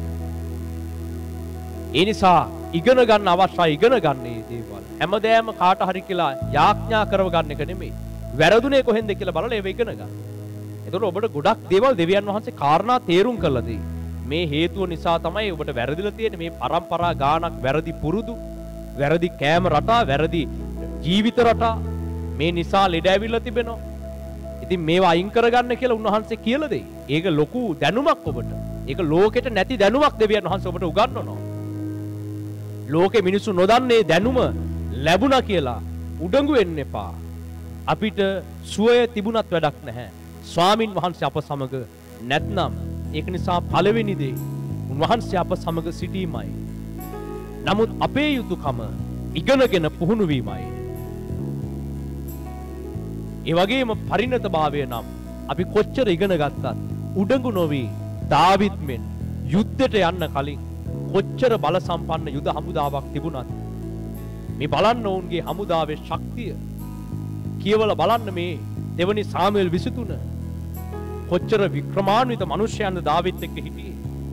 පිටින් බැලුවොත් පේන්නේ ඇත්තටම කොහොමත් මේ හමුදාවත් එක්ක යුද්ධ දිනන්න බෑ. කොහොමද දිනන්නේ?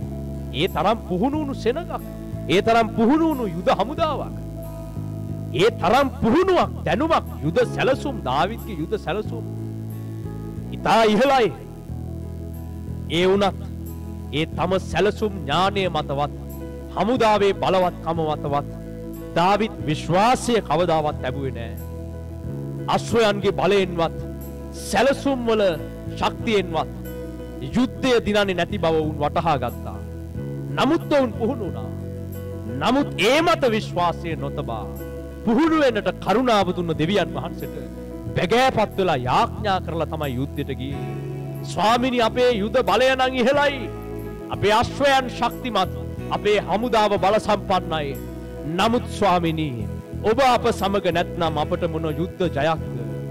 එබැවින් බැගෑ සිටින් ස්වාමින් වහන්සේගේ පාමුල වැඳ වැටිලයි දාවිත් එතරම් පුහුණු වුණු දාවිත් යුද්ධයට ගියේ. මේ සිත ඔබට තියෙනවද?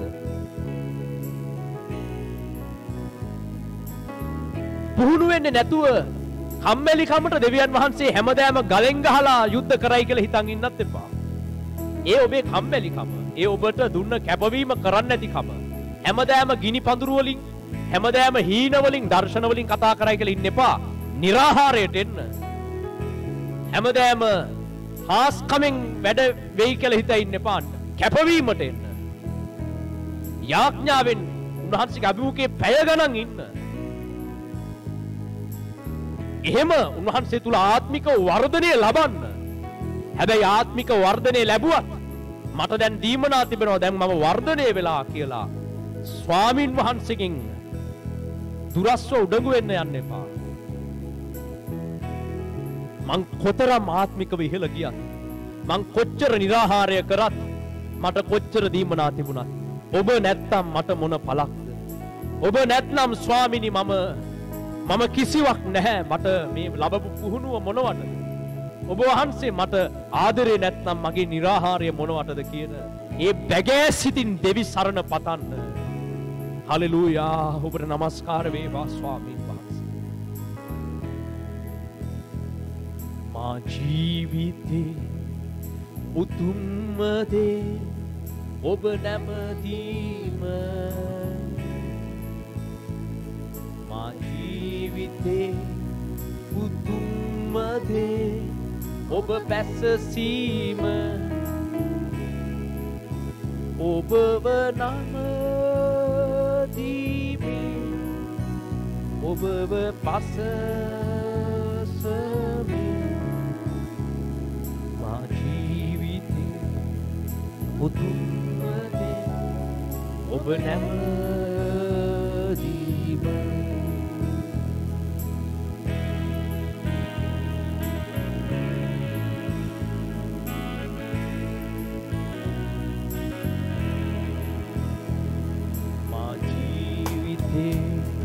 උතුම්ම දේ ඔබේ ප්‍රේමයයි. මගේ ජීවිතේ උතුම්ම දේ ඔබේ සේවයයි.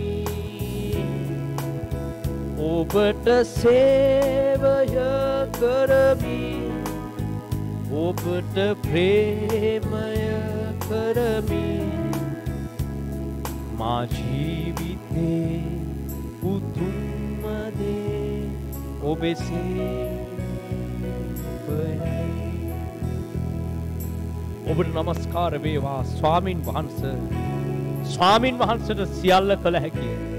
ස්වාමින් වහන්සේට ඕනම දෙයක් ඕනම තැනක ඕන විදිහකට වෙනස් කළා ජය දෙන්න පුළුවන්. ඕන දෙයක් ඔබට පෙන්වලා කියලා දෙන්න පුළුවන්. ඒ කෙසේ වෙතත් ස්වාමින් වහන්සේ ඔබගේ ආත්මික වර්ධනයක් බලාපොරොත්තු වෙනවා. පළමු වතාවේ ගිනි පඳුරෙන් ප්‍රකාශ වුණත් මීළඟ අවස්ථාවන් වල මෝසෙස්ගේ ජීවිතය තවදුරටත් සැකසීම සඳහා ඔහු निराहार යාඥාවලින් දෙවියන් වහන්සේගේ පාමුල රැඳී සිටීම අත්‍යවශ්‍ය වුණා. හලෙලූයා. ප්‍රශංසා වේවා. ප්‍රශංසා වේවා ස්වාමිනී. ඔහු කෙතරම් පරිණත වුණත් සෑම විටකම දෙවියන් වහන්සේගේ සහාය පැතුවා. දාවිත් එලෙස කෙතරම් බල සම්පන්න වුණත් කෙතරම් නුවණැති වුණත් දෙවියන් වහන්සේගේ කරුණාව බැගෑ සිටින් අයද සිටියා. ජේසුස් වහන්සේ දාවිත්ගේ වංශයෙන් පැමිණි තැනැන් වහන්සේ උන්වහන්සේ දෙවියන් වහන්සේගේ පුත්‍රයා මැවිල්ලේ කතෘ එසේවත් සෑම දිනකම දෙවි කරුණාව පතමින් ස්වාමින් වහන්සේගේ පාමුල බැගෑ සිටින් යාඥාවෙ නිරත වුණා. ඒ යටහත්කමට ස්වාමින් වහන්සේ ඔවුන්ව උසස් කළා. සහෝදරයා සහෝදරිය, ජේසුස් වහන්සේට කොහොම ඉන්න තිබුණ නැද්ද? උන්වහන්සේට ඔක්කොම දීමලා තිබෙනවා. ඔක්කොම බලය තිබෙනවා. ඕන වෙලාවක තම මහිමේ ස්වරූපය මිනිස්යන්ට පෙන්වන්න උනත් පුළුවන්. කවුද ජේසුස් කියන්නේ? මැවිල්ලේ කතෘ දෙවියන් වහන්සේගේ ඒක ජාතක පුත්‍රයා, පාපය නොදත් තැනැන් වහන්සේ, සියලු බලයෙන් යුක්ත ආත්මයෙන් පරිපූර්ණ මව් කුසේ පටන් වෙන් කරගත් තැනැත්තා. ඕනනම් ජේසුස් වහන්සේට කියන්න තිබුණා, මට ඔක්කොම බලය තිබෙනවා, මට දීමනා තිබෙනවා, මම තව මොකටද දෙවියන් වහන්සේගේ පාමුලේ ඉන්නේ? එහෙම කිව්වේ නෑ. සේවයට එන්න කලින් දින 40ක් निराहारයෙන් ස්වාමින් වහන්සේගේ පාමුලර ආත්මේ සූදානම් කරගත්තා. සේවයට යන්න කලින් දිනපතා රාත්‍රීන් වල හිමිදිරි පාන්දර මහෝත්තම පියාණන් වහන්සේ ඉදිරියේ වැඳ වැටිලා, පියාණනි ඔබගේ කරුණාව දෙන්න කියලා අයද සිටියා. බලන්න ඔවුන්ගේ යටහත් සිත, ඔවුන් උඩගුණේ නෑ. දාවිද්ගේ වංශය. එබැවින් ඔවුන්ගේ සිංහාසනය සදාකාලයට ස්ථීර කරනු ලැබුවා. කොතරම් නුවණ, බලය, දීමනා, ආත්මික කෙතරම් ඉහළ ස්තරවලට ගියත් ඔවුන් උඩඟු සිත් ඇති කරගත්තේ නෑ. යටත් සිතින්, බැගෑ සිතින් දෙවි සරණ පැතුවා. හලෙලූයා. නමස්කාර වේවා. ඒ පරිණත තැනට එන්න ඔවුන් පරිණතයි දෙවියන් වහන්සේ ඉදිරියේ. ඒකයි ඔවුන් එහෙම කළේ. නමුත් අනිත් අය පරිණත නෑ. සාවුල් පරිණත නෑ. සාවුල් ටික කාලයක් ගිහිල්ලා බලය දැනුම ලැබුවම දෙවියන් වහන්සේගෙන් දුරස් වුණා. මට පුළුවන් මං තනියම කරන්නම් කියලා හිතුවා. හැබැයි ජේසුස් වහන්සේ එහෙම කළේ නෑ. දාවිත්ලා එහෙම කළේ නෑ.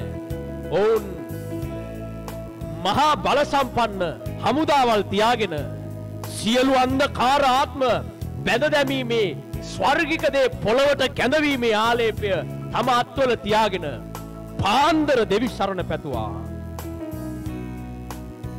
ඔබට නමස්කාර වේවා ස්වාමිනී. Hallelujah, hallelujah, hallelujah. ඔවුන්ගේ ප්‍රථම දේ දෙවියන් වහන්සේ. ඊශ්‍රායල් ජාතිය වැටුණා ආශිර්වාද ලබලා දෙවියන් වහන්සේගෙන් වෙන්වීම නිසා. යුරෝපීය ජාතීන් දැන් වැටීගෙන යනවා. ඔවුන් ආශිර්වාද ලබලා දැනුම බලය මත පිහිටලා දැන් දෙවියන් වහන්සේ ඔවුන්ට එච්චර වැඩක් නැහැ. ඒ ජාතීන් වැටෙනවා. අන්‍ය ජාතිකයෝ ඔවුන්ව පරාජය කරනවා. ස්වාමින් වහන්සේව අතහැරලා තම නුවණෙන්, තම අශ්වයන්ගේ බලයෙන්, තම කඩුවේ මුවහතින් යුද්ධ දිනන්නට බැරි බව ස්වාමින් වහන්සේ උන්ට පහදලා දෙනවා. Hallelujah, hallelujah, hallelujah. ස්වාමිනී, දැනුම අවශ්‍යයි. නමුත් ස්වාමින් වහන්සේ ඉදිරියේ බැගෑසිත නැති අයෙක් දැනුම ලැබීම පළක් වන්නේ නැහැ. හලෙලූයා ස්වාමිනී, හලෙලූයා. පුහුණුව අවශ්‍යයි. ස්වාමින් වහන්සේට ආදරේ නැති කෙනෙක් ලබන පුහුණුව පළක් වෙන්නේ නැහැ. කොතරම් පුහුණුනත් ඔහු පරදිනවා. Hallelujah, hallelujah. ස්වාමිනී හබාලි හාතෙලෙහි මිනිකලේ හාතෙලෙහි බෙලෙහි කිහිතෙලෙහි. කොතරම් පුහුණුණු කෙනෙක් වුණත් ස්වාමින් වහන්සේව සැකකලොත් ඔහු පරදිනවා. එදා සාවුල් යුද්ධ කරන්න බයේ හිටියා. කොච්චර පුහුණු වෙලා හිටියද? ඒ වුණාට දෙවියන් වහන්සේ ගැන විශ්වාසයක් තිබුණේ නැහැ. දෙවියන් වහන්සේට ආදරයක් තිබුණේ නැහැ. යුද්ධයට යන්න කැමතිුන්නේ නැහැ. තම ජීවිතය රැක ගන්න කටයුතු කළා. හැබැයි දාවිත් එක ගල් කැටේ අරගෙන ආවා. මම මැරුණත් කමක් නැහැ. මේ අපේ දෙවියන් වහන්සේට විරුද්ධව මිග කියන මේ අචර්මච්ඡේදිතයා කවුද? තෝ හෙල්ලයක් අරගෙන මා වෙතට එනවා. මම ආද තාව ගල් කැටෙන් ගසා බිම දවනවා කියලා දාවිත් පෙරමුණට ගියා. ඒ ස්වාමින් වහන්සේ එතන ජය දුන්නේ. ඒ යටහත් සිතට දෙවියන් වහන්සේ කෙරෙහි තැබූ ඇදහිල්ලට ඉන් පසුව දෙවියන් වහන්සේ ඔහුට යුද්ධය ඉගෙන ගන්නට සැලැස්සුවා. කොච්චර ඉගෙන ගත්තත් දාවිත් යටහත් සිටියා. මෙයයි ස්වාමින් වහන්සේ තුල පරිණත වීම. ඔබට නමස්කාර වේවා ස්වාමින් වහන්සේ. මා ජීවිතේ උතුම්ම දේ ඔබ ප්‍රේමය. මා ජීවිතේ උතුම්ම දේ ඔබේ සේවයයි. ඔබට ප්‍රේමය කරමි. ඔබට සේවය කරමි. මා ජීවිතේ උතුම්ම දේ ඔබේ සේවයයි. ඔබට ස්තුති වේවා. අපි දෙවියන් වහන්සේට ස්තුති කරමු. අද දවස පුරා උන්වහන්සේ අපිට ලබා දුන්න මඟ පෙන්වීම ගැන, ලබා දුන්න වචනය ගැන අපි ස්තුති කරමු. ඔබට සියලු ස්තුතියත් මහිමයත් ලබා දෙනවා පියාණන්. අපි දැන් ඔබගේ පාමුල ඔබ දුන්න වචනය අනුව මේ සතිය ගමන් කරන්නට කරුණාව ඉල්ලලා යාඥා කරනවා. අපි මේ කාලේ අවසන් කරලා දේව වචනය ගැන ස්තුති කරලා යාඥා කරමු. මේ යාඥාවෙන් පසුව Google Meet වලින් සම්බන්ධ වෙන අයට මොන හරි ප්‍රශ්නයක් තියෙනවා නම් නතර වෙලා ඒවා අහලා කතා කරලා යන්න පුළුවන්. අපි දැන් අවසන් කරලා යාඥා කරමු. හලෙලූයා. ස්තුති වේවා ඔබට නමස්කාර වේවා ස්වාමින් වහන්සේ. අද දවසේ ස්වාමිනී අපි ඔබ වහන්සේගේ පාමුල අප සුද්ධ සබත් දවසේ අපි ඔබ වහන්සේ තුල රැඳී සිටියා ස්වාමිනී. අපි ආත්මික නමස්කාරයක් ඔබ වහන්සේ ප්‍රසන්න වෙන විදිහේ සුද්ධ නමස්කාරයක් අපි යෙදී සිටියා ස්වාමින් වහන්සේ. අද දවසෙත් මේ නමස්කාරයන් මැදේ ස්වාමිනී ඒ ස්වර්ගයේ උතුම් ස්ථානයේ ඒ සුද්ධ ස්ථානයේ අද දොරටු වුණා ස්වාමින් වහන්සේ. ඔබ වහන්සේ ඒ දොරටු වීමත් සමග ඔබ වහන්සේගේ ඒ රාජ්‍යයේ සිට ඒ උල්පත් වලින් ගලන්නා වූ ජීවනයේ වතුර ජීවනයේ ජලය මේ හදවත් වලට ඔබ වහන්සේ ගලාගෙන එන්න සැලැස්සුවා ස්වාමිනී. මේ හදවත් මේ ජීවිත නිසරු වෙලා තිබුණා, වියලි භූමියක්ව තිබුණා ස්වාමින් වහන්සේ. නමුත් ඔබ වහන්සේගේ ඒ ජීවනයේ වතුර තුලින් ස්වාමිනී නැවතත් මේ අපි සියලු දෙනාගේ හදවත් නැවතත් තෙතමනයක් ඇවිල්ලා ශාස්ත්‍රීක වෙන්න ඔබ වහන්සේගේ වචනේ ලබා ගන්න තරමට අද ඒක සූදානම් වුණා නිසා ඔබ වහන්සේට අනේක වාරයක් ස්තුති කරනවා ස්වාමින් වහන්සේ. අද ඔබ වහන්සේ වචනේ තුලින් අපිට කතා කළා හැම වදනක් ගානෙම අපි ඔබ වහන්සේට ස්තුති කරනවා ස්වාමින් වහන්සේ. ඔබ වහන්සේ මේ කාලේ ඔබ වහන්සේට සේවය සඳහා ඔබ වහන්සේ කණ්ඩායම් ගොඩනගමින් ඉන්නවා ස්වාමින් වහන්සේ. ඔවුන්ට අද දවසේ කතා කරා ස්වාමිනේ. එදා ඔබ වහන්සේ මොසෙස් කැඳෙවේ කොයි ආකාරයටද, එදා දාවිත් කැඳෙවේ කොයි ආකාරයටද, ඔවුන් කැඳවනකොට ඔවුන් සිටියේ මොන තත්ත්වෙද කියලා ඔබ වහන්සේ පහදා දුන්නා ස්වාමිනේ. ඒ වගේ අපිත් ඒ වගේ තමයි ඔබ වහන්සේ අපිව කැඳවනකොට අපිට කිසි දෙයක් නොදෙන අපි සිටියා ස්වාමීන් වහන්සේ. අපි ආවේ ඔබ වහන්සේගෙන් හාස්කමක් මොන හරි දෙයක් බලාගෙනයි. නමුත් ඔබ වහන්සේ කියන්නේ ඊළඟ තලයේ එක නෙමෙයි. ඊළඟ තලයේ ඔබ වහන්සේ අපි එකිනෙකා තුල සැලැස්මක් තබලා තියෙනවා. ඒ සැලැස්මට තමයි අපි යන්න ඕනේ කියන එකයි. එදා ඒ මෝසෙස් ඒ සැලැස්මට ගෙනියන්න ඊශ්‍රායල් සෙනගක් ගොඩනගන්න ඔබ වහන්සේ සූදානම් කළා. ඔව් ආවා ඒ සත්‍යයන් ඔව් පරිණත කරා. ඔව් බොහෝ වේලාවල් දින 40 වල් රාත්‍රී 40 වල් දවල් 40 වල් ඔබ වහන්සේගේ කන්දේ ඔබ වහන්සේත් එක්ක නිරාහාරව රැඳී සිටමින් ඔබ වහන්සේගෙන් ඒ සියලු මන්ත්‍රණය ඔබ වහන්සේගේ වචනේ ලබා ගත්තා. ඒ වගේම දාවිද කිසි දෙයක් නැතුව ඇවිල්ලා සටන් කළා. පසුව ඔහු ඊශ්‍රායල් ගොඩනගන්න ඒ සටන් කරන්න රජුරුන් සමග සටන් කරන්න බොහෝ සෙනගක් සූදානම් කරගෙන ඔහු ඊළඟ පරිණත භාවයට ආවා. නමුත් ඒ සියල්ලේදී ඔවුන් ගැන සිටුවේ නැහැ. ඔවුන්ගේ ශක්තිය නෙමේ දේවල් කරේ. ඔබ වහන්සේ දෙස බලාගෙන ඔබ වහන්සේ තුලින් තමයි කරේ. දාවිත් රජතුමා ප්‍රකාශ කරා සමහරු රත කරේ දර්ශයන් කෙරෙහිද විශ්වාස කරනවා. නමුත් අපි නම් අපේ ස්වාමීන් වහන්සේගේ නාමය සඳහන් කරගෙන යනවා කියලා. ඒ නිසා ඔවුන්ට කවදාකවත් ඔවුන් ඉස්මතු කෙරුවේ නැහැ. ඔවුන් පෙන්වුවේ නැහැ. ඔවුන් යටහත් පහත් ඒ යුද්ධ කරලා ඔබ වහන්සේගේ නාමයෙන් ඔබ වහන්සේ දෙනා ජය දෙස ඔවුන් බලා සිටියා ස්වාමීනි. ඒ වගේ ඔබ වහන්සේ අදත් අපිට කතා කරන්නේ මේ සේවය සඳහා කිසිම දෙයක් අපි විසින් ගොඩනගා ගත යුතු නැහැ. අපේ දේවල් අපි පෙන්විය යුතු නැහැ. අපිට ඔබ වහන්සේ තුළ පරිණත භාවයකට පැමිණෙන්න අපේ දැනුම අපේ හැකියාව ඒ සියලු දේ පැත්තකට දාලා ඔබ වහන්සේගේ ආත්මික පරිණත භාවයට පැමිණිය යුතු බවයි ස්වාමීන් වහන්සේ. ඒ නිසා අද දවසේ කතා කළා හැම වචනයක්ම මේ වෙලාවේ අපි සියලු දෙනාගේ හදවත් වලට දැන් ගිහිලා තියෙනවා. මේ ඊළඟ කාලේ ඔබ වහන්සේ අපව කැඳවන්නේ කොතැනටද, කොයි ස්ථානටද, කොයි ආකාරයටද යන්නද, ඒ සියල්ල ස්වාමිනී අපිට යම් කිසි දෙයක් උපයා ගන්නවත් අපේ ජීවිතවල යම් දෙයක් සාදා ගන්නවත් නෙමේ ස්වාමිනේ. ඔබ වහන්සේගේ රාජ්‍ය සඳහා ඔබ වහන්සේ වෙනුවෙන් වෙහෙස වෙලා දුක් විඳලා ඒ සේවය ඔබ වහන්සේට දීම සඳහායි කියලා අද දවසේ අපි සියලු දෙනාම තීරණය කරනවා ස්වාමීන් වහන්සේ. ඒ තීරණයට හැම කෙනෙකුටම එන්න ස්වාමීන් වහන්සේ. ඔවුන්ගේ සිත් මේ වෙලාවේ අරින්න ස්වාමීන් වහන්සේ. ඔවුන්ගේ ආත්මික ඇස් ඔබ වහන්සේ මේ වෙලාවේ විවෘත කරන්න ස්වාමීන් වහන්සේ. යමෙක් දුර්වල වෙලා ඔවුන්ගේ ඒ සේවා කාලය ඒ වැටිලා ඔවුන්ට ඉදිරියට යන්න බැරුව සිටිනවාද? නමුත් අද දවසේ වචනේ තුලින් ස්වාමීන් වහන්සේ ඒ ඔබ වහන්සේ දෙන්නා වූ සියලු දේ රැගෙන නැවතත් මේ යුද්ධය කරන්න සටන් කරන්න ඔබ වහන්සේ තුලින් මේ සියලු දේ බලා සිටින්න ඔබ වහන්සේ හැම කෙනෙකුටම කරුණාව දෙන්න ස්වාමීන් වහන්සේ.